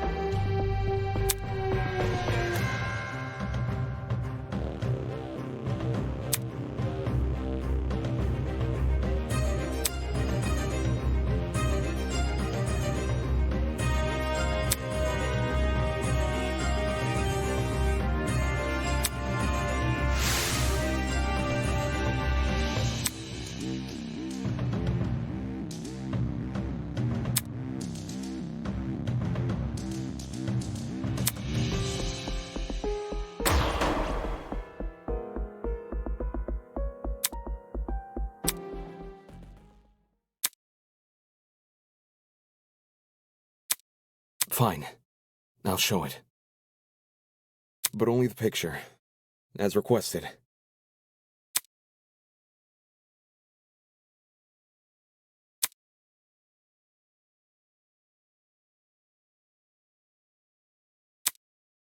He's married? Ingrid, Wolfgang doesn't have blue eyes.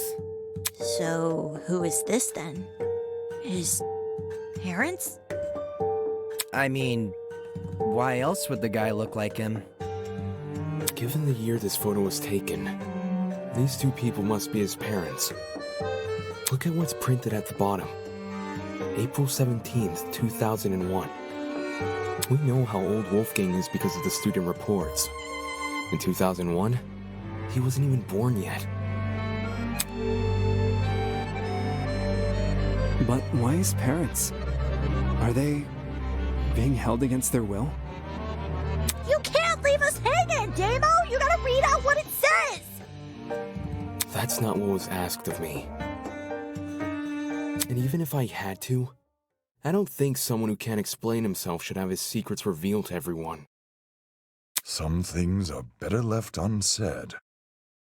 For the record, I know what Wolfgang's blackmail says, but it didn't change my outlook on him. I don't think it's possible for anyone to hate someone like Wolfgang. He was always brave in the face of sheer adversity, and encouraged everyone else to act likewise. Wolfgang challenged me to be a better person. Wolfgang challenged all of us to be better people. And maybe Ava simply couldn't rise to his challenge. Don't listen to him! He's trying to divert everyone from the truth! Even though Wolfgang and I didn't always see eye to eye, my respect for him and his talent never wavered. Why would someone like me harm him? Me, who's been leading this trial much the same way he led the one before. I may have questioned the idea no one here would kill, but that doesn't make me someone who wants to see bloodshed. He does! He does want bloodshed! We have all the proof he's a cold-blooded killer! Wolfgang's blackmail, which he lied about having! But wasn't Damon playing? Nothing he says should be trusted. Nothing he says about me, or anything else. It is odd that we place faith in a man who does not have faith in us. So much so, these discussions are mostly led by his own conjecture. Damon isn't the killer, though. Why would he try to mislead anyone? Like, he and I were playing a game when the murder happened, and multiple people can vouch for us. Not to mention, the things he's been saying make a lot of sense. Truth has no personal alliance. That's why. Even if he wasn't here, we'd arrive at the same conclusion anyway. Depends who you mean by we.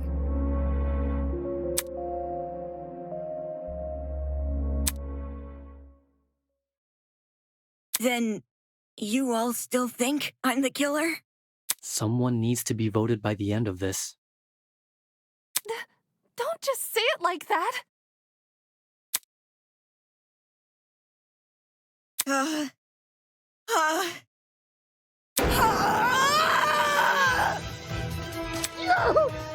My ears! How would I know? How would I know when to drop it? Drop what?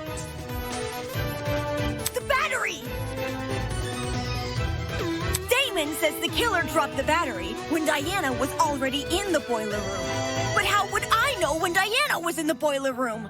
It's not as if I could listen out for her. The music speakers are too loud. And the dining hall has no clocks, so it'd be impossible for me to know if it was 8:45 a.m. Right. Only Mark's DJ pad had a clock. Maybe Ava asked Mark for the time. She never spoke to me. We never spoke! I never even got up from my chair! Besides, how could I be sure Diana arrived on time anyway? If you can't explain how I knew when to drop the battery, then shut up and stop accusing me!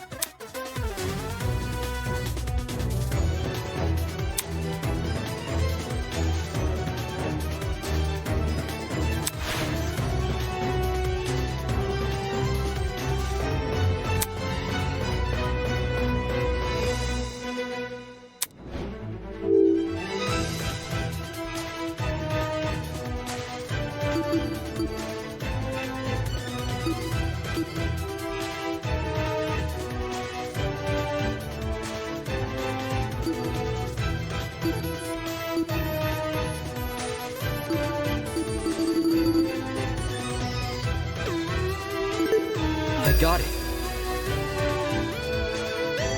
The only way the killer would have known when to spring their trap was by seeing Diana enter the room. Any uncertainty would ruin the plan, and the dining hall was too loud to hear anything over.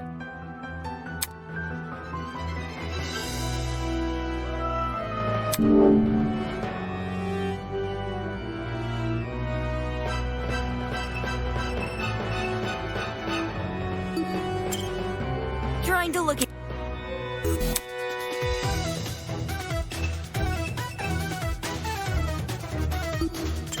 This is it. It's impossible to see anything from the vent, which means the only way anyone could see into the room was by using the school cameras. Say what? I don't understand how, but Ava must have used the camera. Is she working with the kidnappers? Are you kidding me? How the hell would I have access to the camera?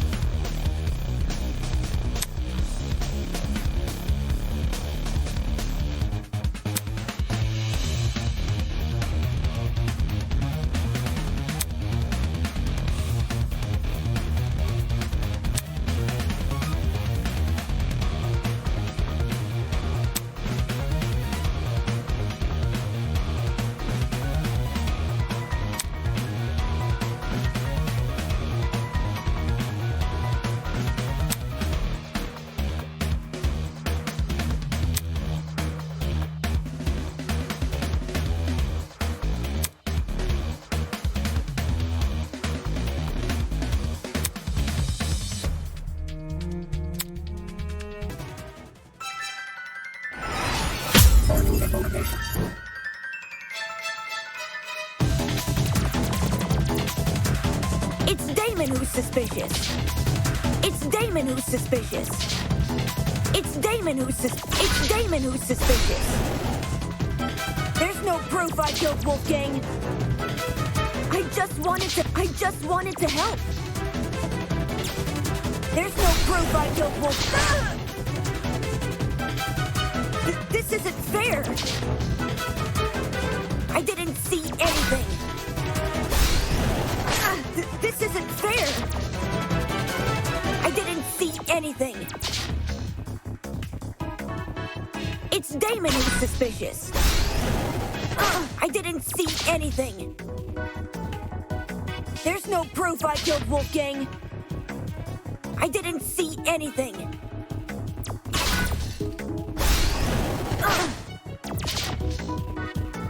It's Damon who's suspicious. Who cares about the camera? Why would I kill anyone? I just wanted to help. I didn't see anything. Who cares about the camera? Damon, I thought you trusted me. It's Damon who's suspicious. I didn't see anything. There's no proof I killed Wolfgang. Who cares about the camera? I didn't see anything. There's no proof I killed Wolfgang. I did. There's no proof I killed Wolfgang. Why would I kill anyone? Why would I kill anyone? It's Damon who's suspicious. Who cares about the camera? Why would I kill anyone? It's Damon who's suspicious. It's Damon who's suspicious. I didn't see anything. There's no proof I killed Wolfgang. Why would I kill anyone? There's no proof I killed Wolfgang. I just wanted to help. I didn't see it. It's Damon who's suspicious. There's no proof I killed Wolfgang. Why won't you believe me? This isn't fair. I just wanted to help. I didn't see anything. Why would I kill anyone? Who cares about the camera? Who cares about the camera?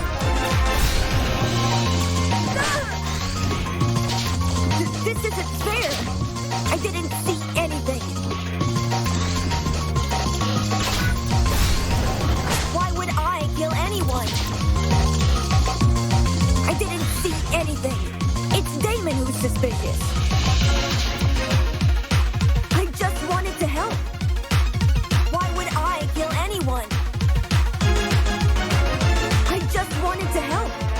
I just wanted to help. Why would I kill anyone? I didn't see anything. There's no proof I didn't see anything.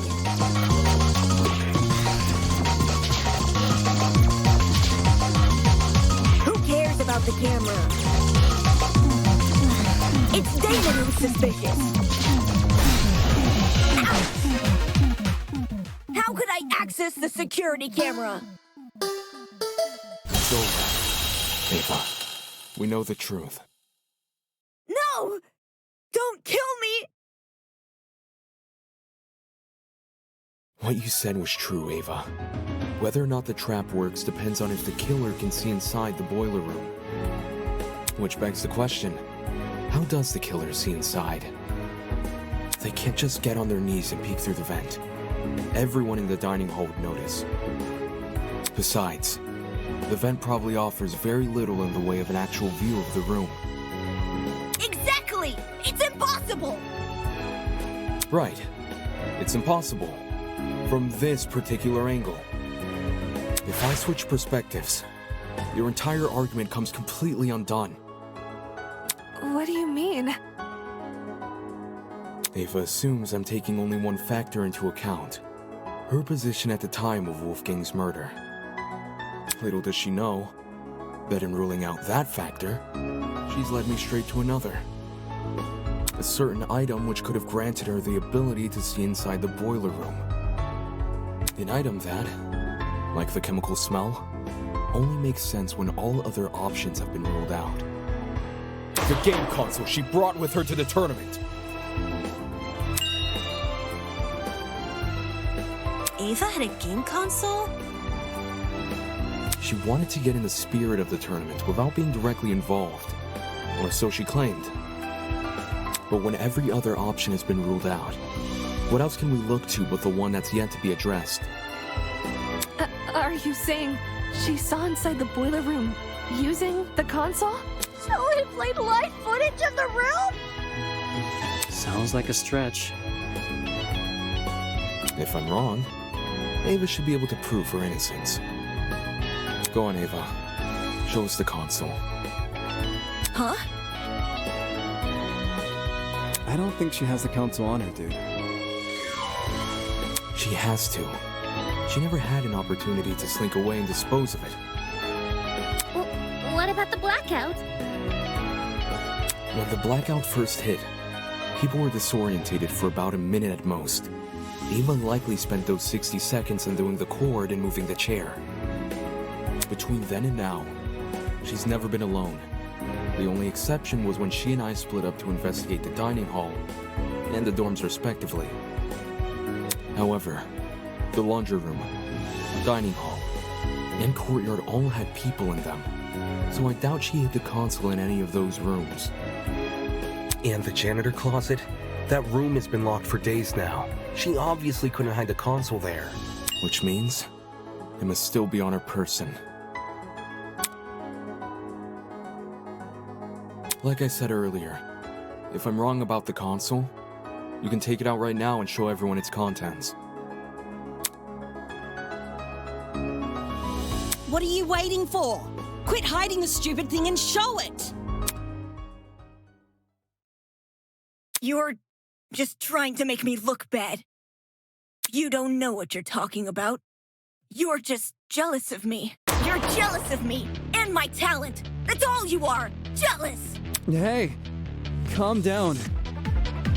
Why not just pull out the console? Yes! Show us the console and then you'll be done with this! No! Eh? I don't have to show anyone anything. That's the most suspicious thing you could say. It's not suspicious. I'm telling the truth. That's obviously a lie. Why go through the effort of mentioning Wolfgang's blackmail if you won't reveal this? Now that I think back on it, Ava had been staring at her console the entire tournament. I thought it was weird, coming all the way over to the dining hall when she could have just stayed in her dorm. Well, where did she obtain this console? We should discuss those details before continuing any more with these accusations. She said she won it from Tozu's gotcha. Seems natural he would stock that machine with dangerous items. With this being a killing game and all. Between 14 impossible culprits and one possible killer, there's no need to sort out the facts further. Ava, you're the only one we can vote for. That's such twisted logic. You're going to vote for me without being completely sure I'm even guilty? There's no need to be completely sure, if no one else can be suspected. In case anyone still doubts Ava is the killer, I'll go through the case one last time. And once all the pieces are laid out for everyone to see, I'll prove she's the killer, once and for all.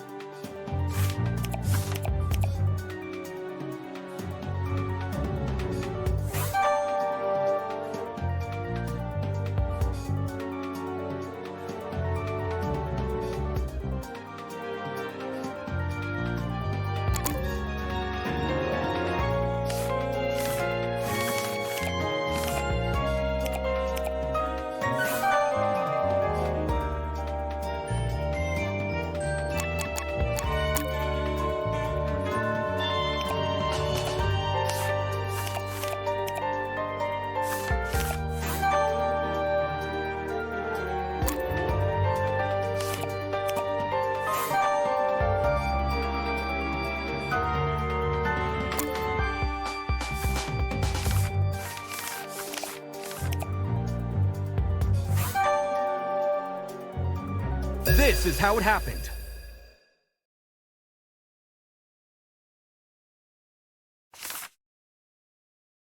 This case was directly incited by the motive Tozu introduced, in which everyone here received another person's blackmail. Amidst the chaos that spawned, the killer saw an opportunity to commit a murder. They sent letters to two people, Wolfgang Akide, who they planned to kill, and Diana Venezia, who they planned to frame. Wolfgang and Diana were asked to meet in the boiler room in 2 days' time. Wolfgang's letter told him to arrive at 8:15 a.m., while Diana's told her to arrive at 8:45 a.m. The messages threatened to expose our blackmail, so we had no choice but to follow their instructions. At this point, the killer probably knew the way they were going to kill Wolfgang. Hence, how they reacted to this next piece of information.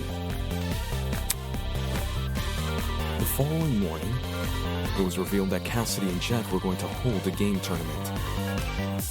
The point was for people to spend time together and not think murdery thoughts. But little did we know, a would-be killer was lurking nearby. And how? The killer emboldened their own plans and made it so the tournament would happen at 9 a.m. Did you just agree with yourself?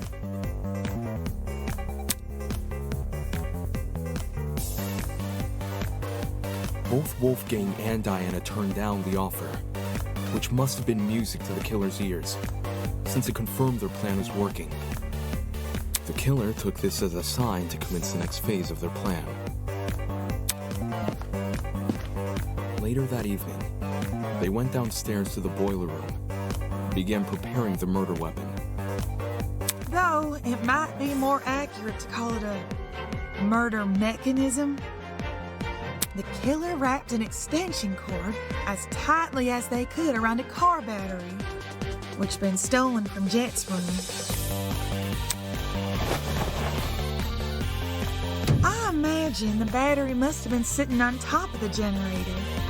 Wouldn't want to risk an explosion by bringing lithium too close to the water. The killer avoided opening the boiler room vent for this segment, probably because they knew I'd remember it being closed originally. A crucial part of the killer's plan would involve sliding the cord through the boiler room vent and out the other end into the dining hall. So they could then walk upstairs to the dining hall and tie the protruding part of the cord to the dining hall vent. Funnily enough, the killer was going to be needed in the dining hall very shortly. Yeah, to help Cass and me rearrange the dining hall's furniture. We were saving the whole thing for next morning, but they convinced us to do it that night instead. Their intentions were threefold. Create an alibi, hide the vent with a piece of furniture, and then open the vent in secret. After which, they'd return to the boiler room and suspend the battery over the generator. Which brings us to today.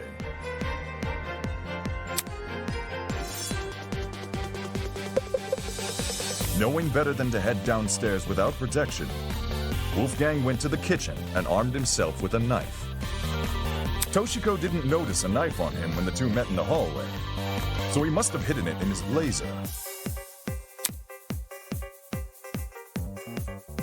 Wolfgang arrived inside the boiler room at 8:15 a.m., exactly like his letter requested. As he was waiting, the killer snuck up behind him.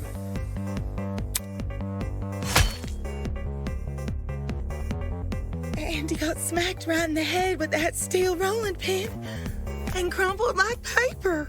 A syringe was then used to inject Wolfgang with a sleeping drug, ensuring he would remain in the boiler room until Diana arrived. The killer might have, left the taser on the floor around this time.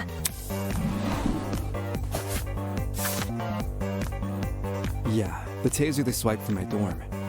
They must have decided to raid the place after receiving my blackmail. If I'd heard about the taser sooner, I could have gotten rid of it, as well as whatever else my blackmail supposedly mentions. Save the angsting for later, will you?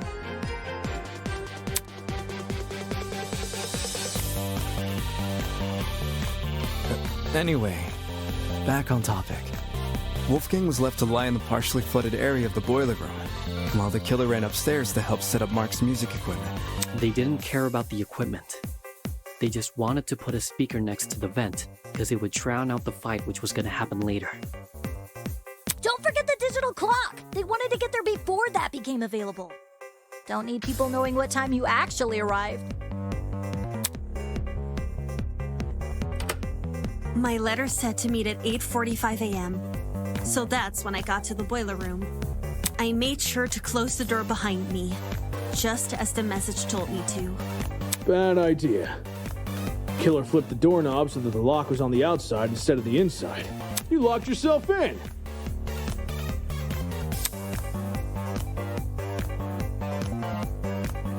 The room was really dark too. I didn't even see the suspended battery, only the blinking security camera. And then, Wolfgang, he got up on his feet all of a sudden, and he started crying and saying these weird things.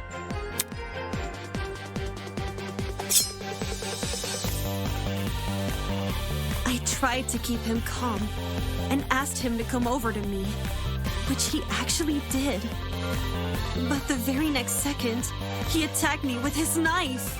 The drugs probably gave him a frightening hallucination, and he perceived you as a threat. He was screaming at me, and I was screaming back. No one from the tournament could hear us over the music. At one point, I even picked up the taser, but then I threw it back down again.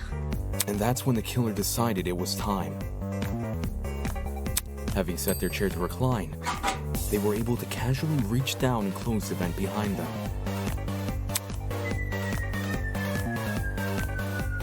This lowered the extension cord, causing the car battery to enter the water and discharge a huge amount of electricity.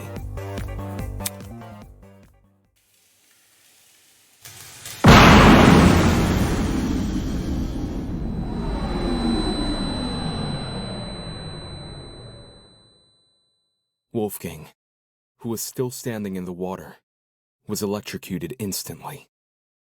The battery itself exploded upon reacting with the water, which the killer was likely banking on as a way to destroy evidence.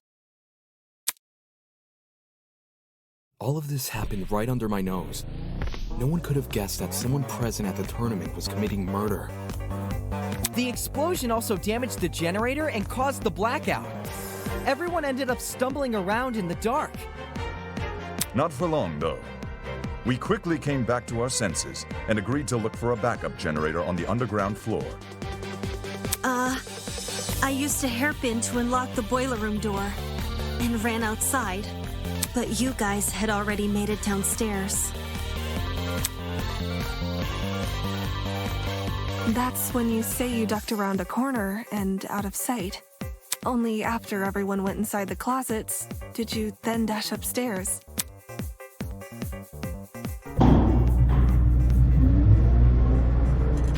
It's a good thing she did.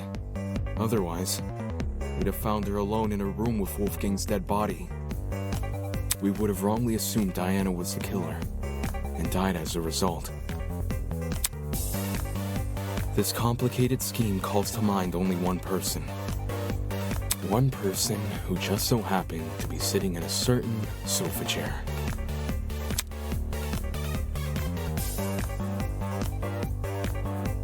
That person is you, Ava Sunaka. It's over, Ava. We know the truth. It's not fair. This isn't fair. This isn't fair.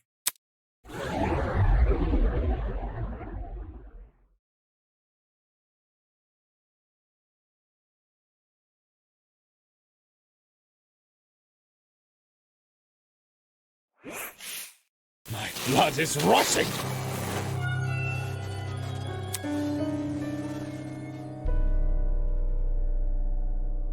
Well done.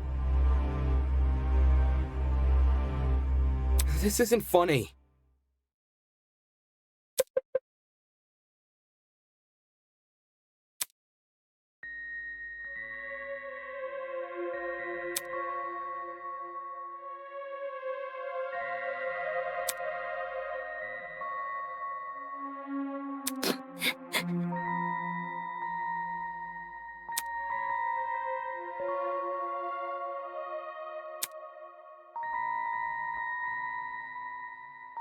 Such a spoil sport.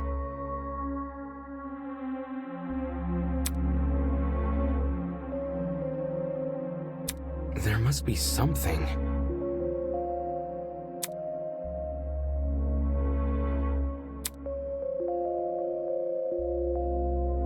Come on.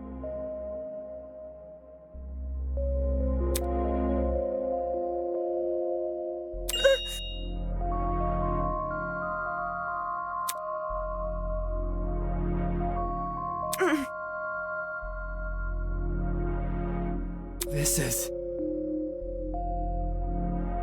You... Such disrespect!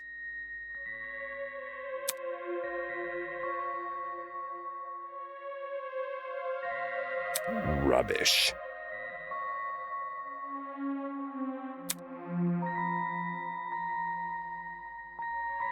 Son of a bitch! Holy!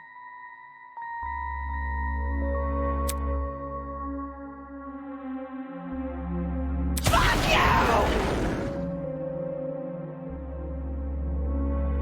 you! Shit.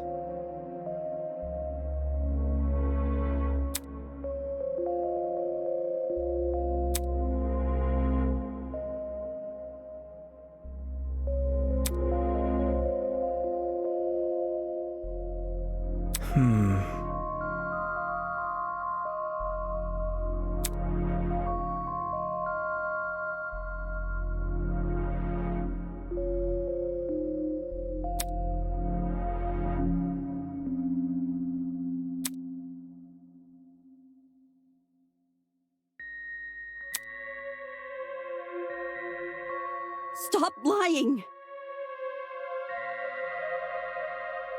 This looks bad.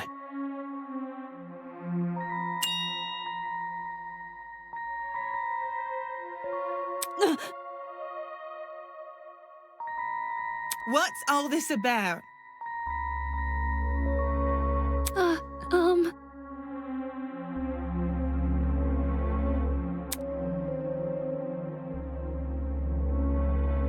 Yeah,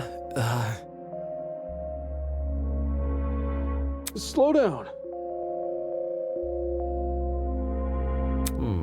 I see, I see.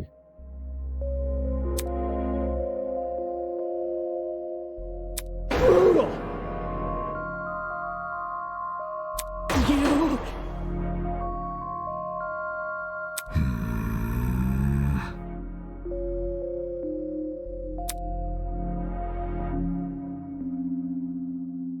What?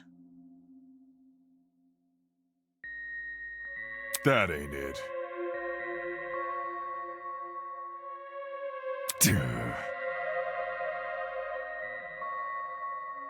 Who? Me?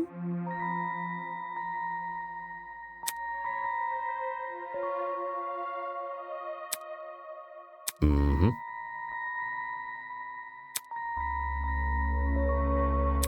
Not okay! Pathetic.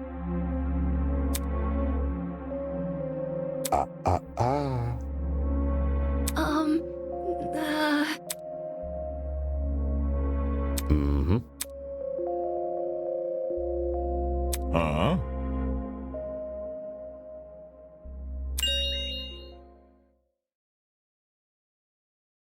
Impossible!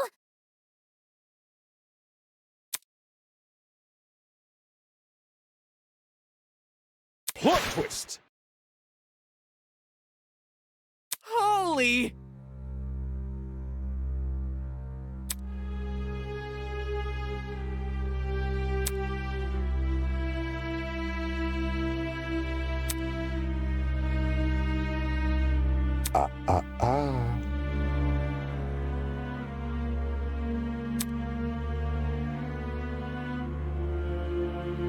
That was very...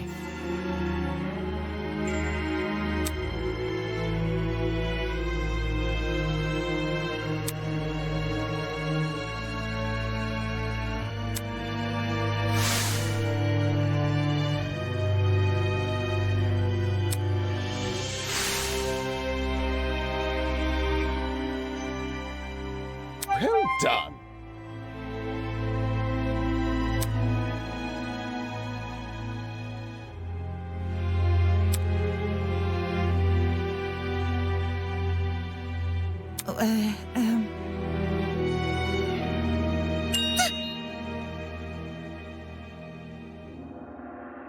I see.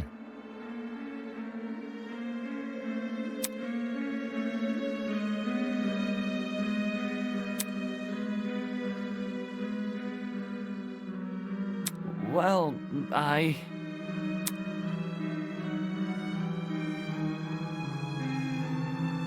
How?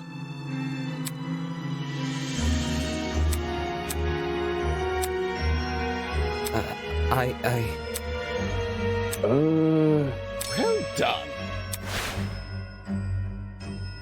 For real? No.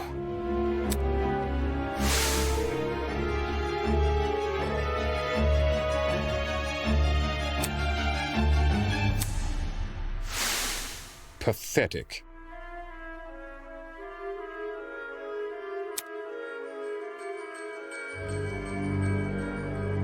Plot twist!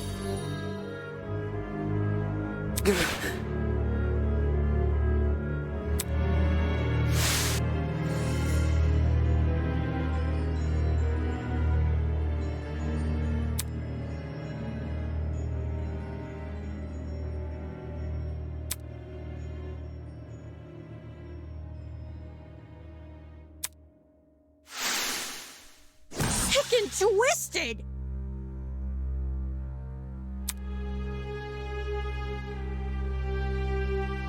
Why the long face? Shit. Anybody? Who? Me?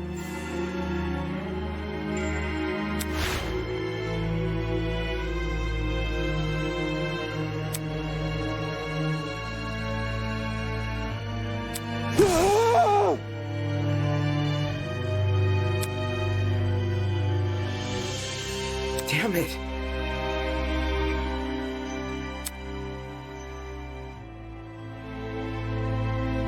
Oh, crud! But then...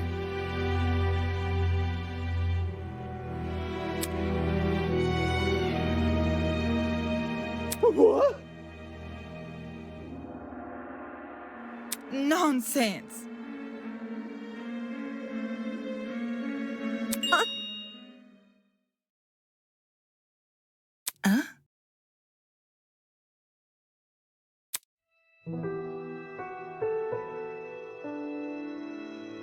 You.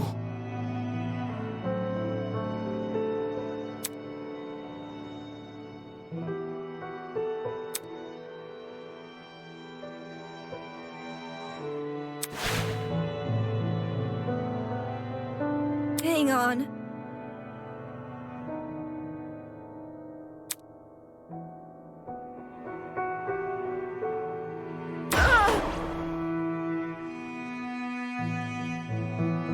Watch it.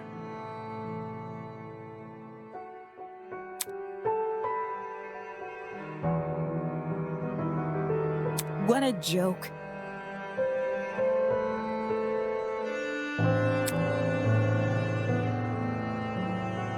Stop it!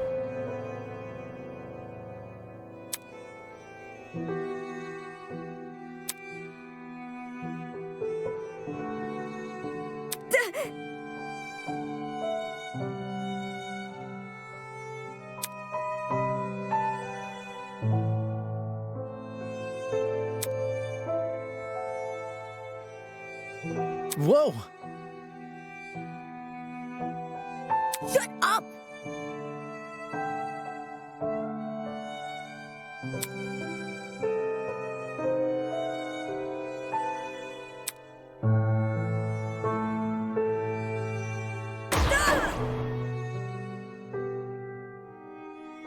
Bro? You really let me down.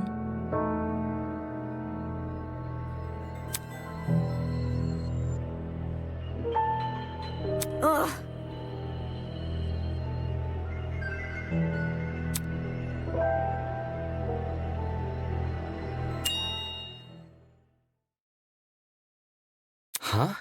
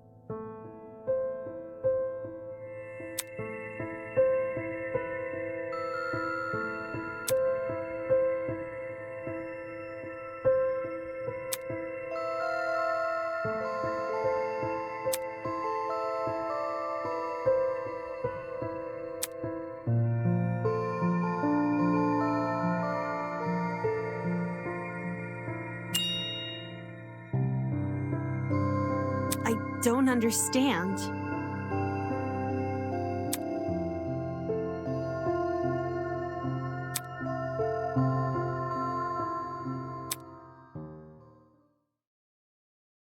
Why?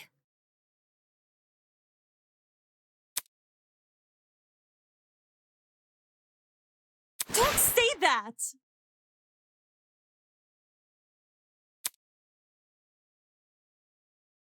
I don't want to.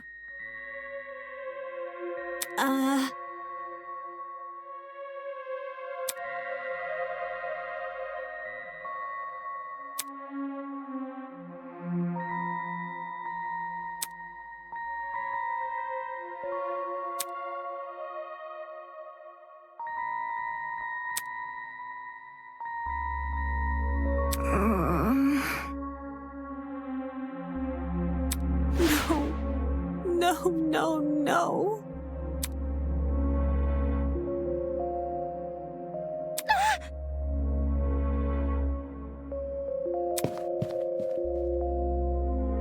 How can you believe that?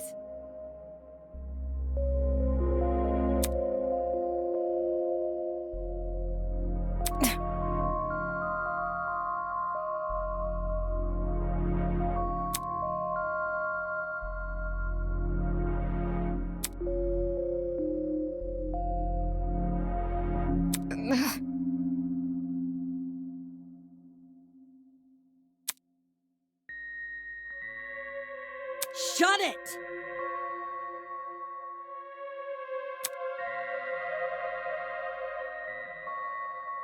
Fuck you! Sheesh.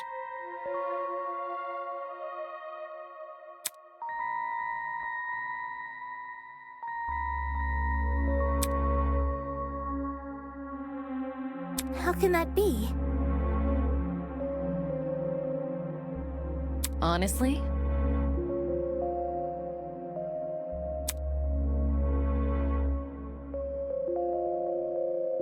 Shocking.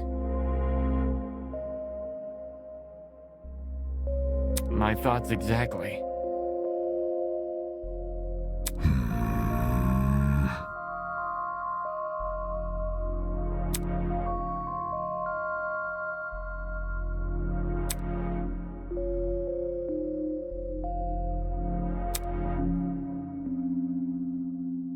Nope.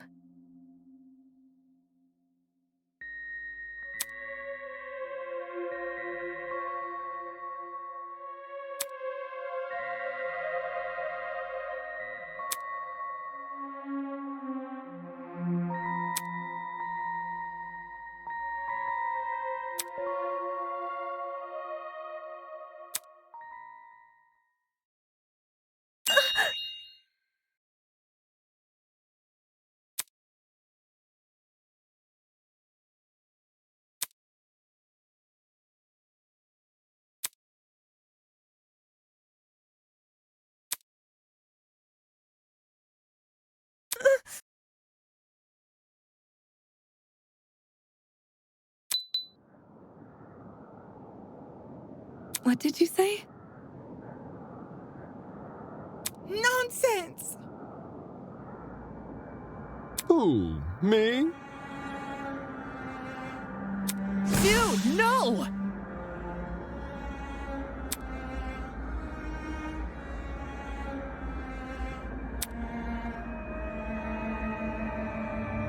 This isn't fair!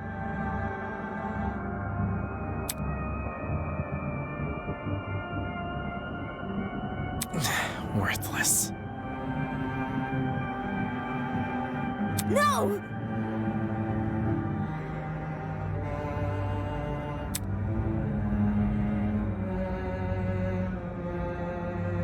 Stop it!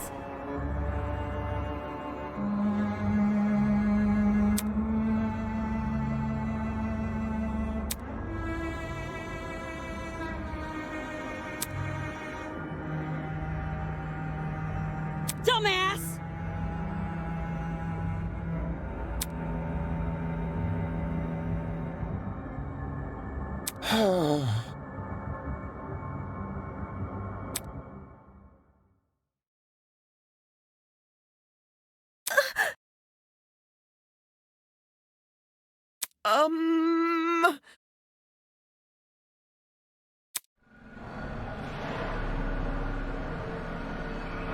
Holy!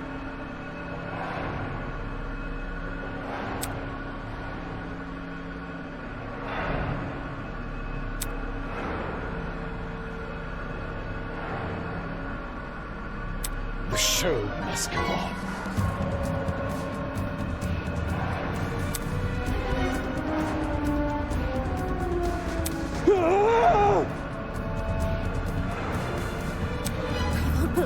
I won't believe.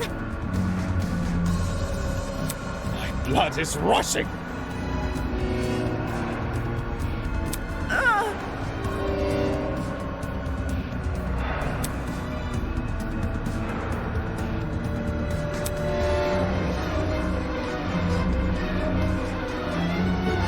Don't kill me!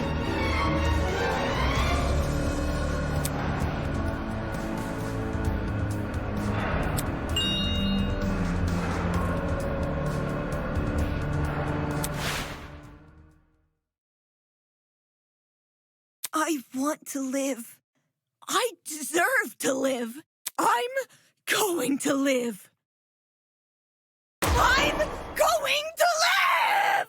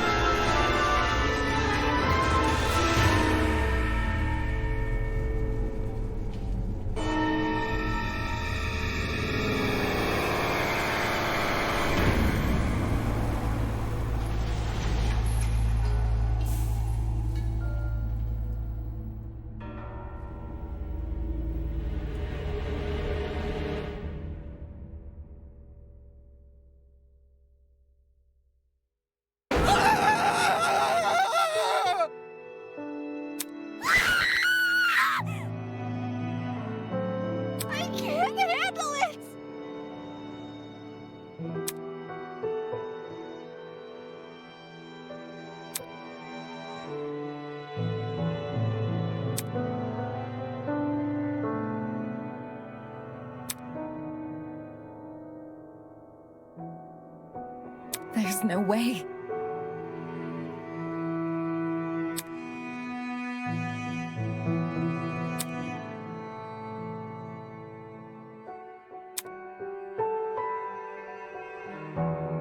Isn't this lovely?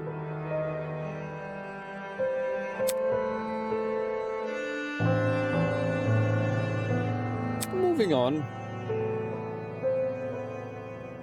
I'll be damned!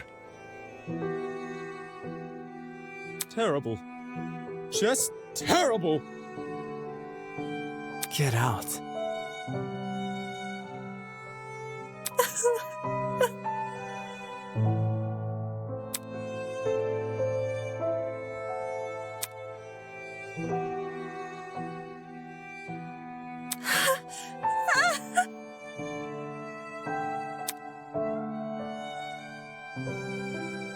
I can't believe it.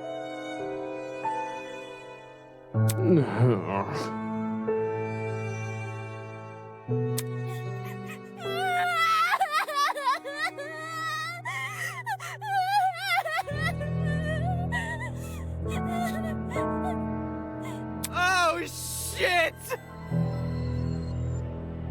I can't be like this.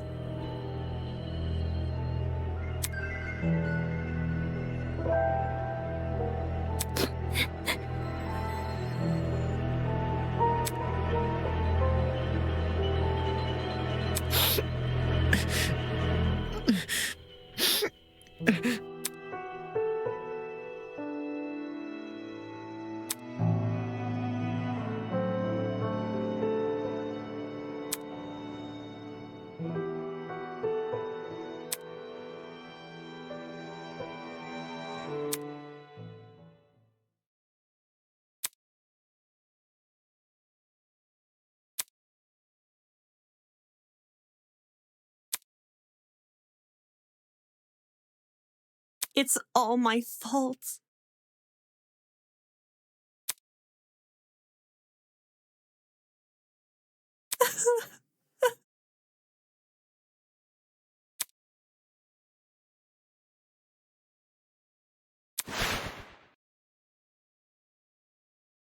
Whoa!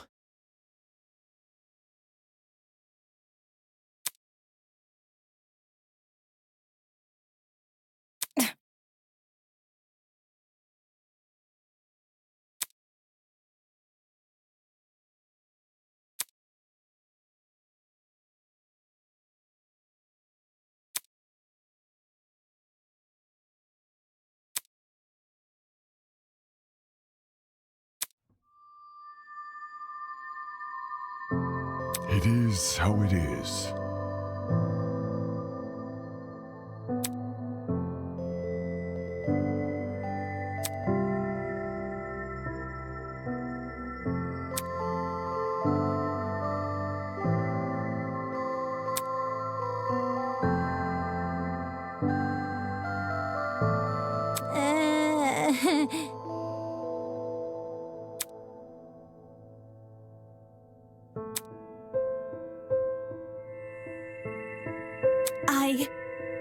I can do this.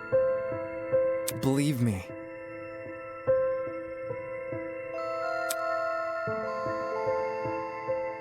Pardon me.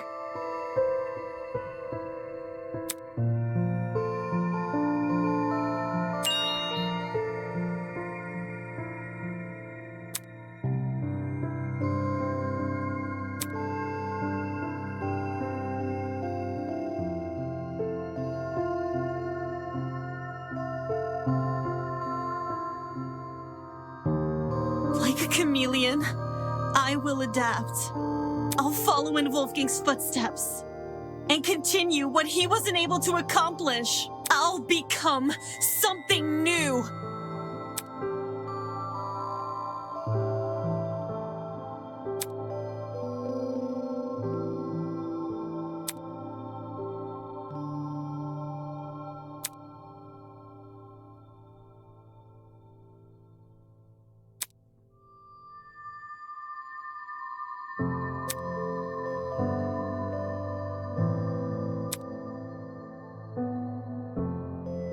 Hold on.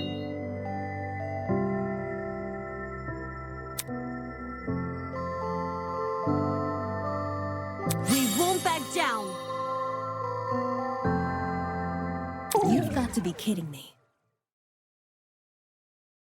What?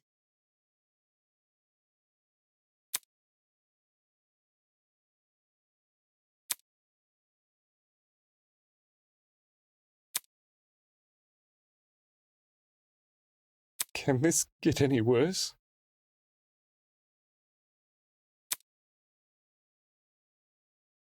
Moving on.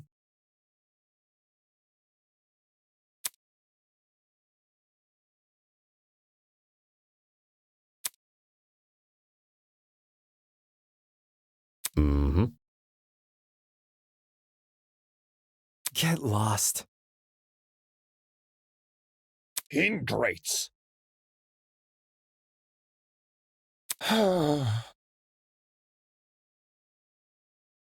Good evening.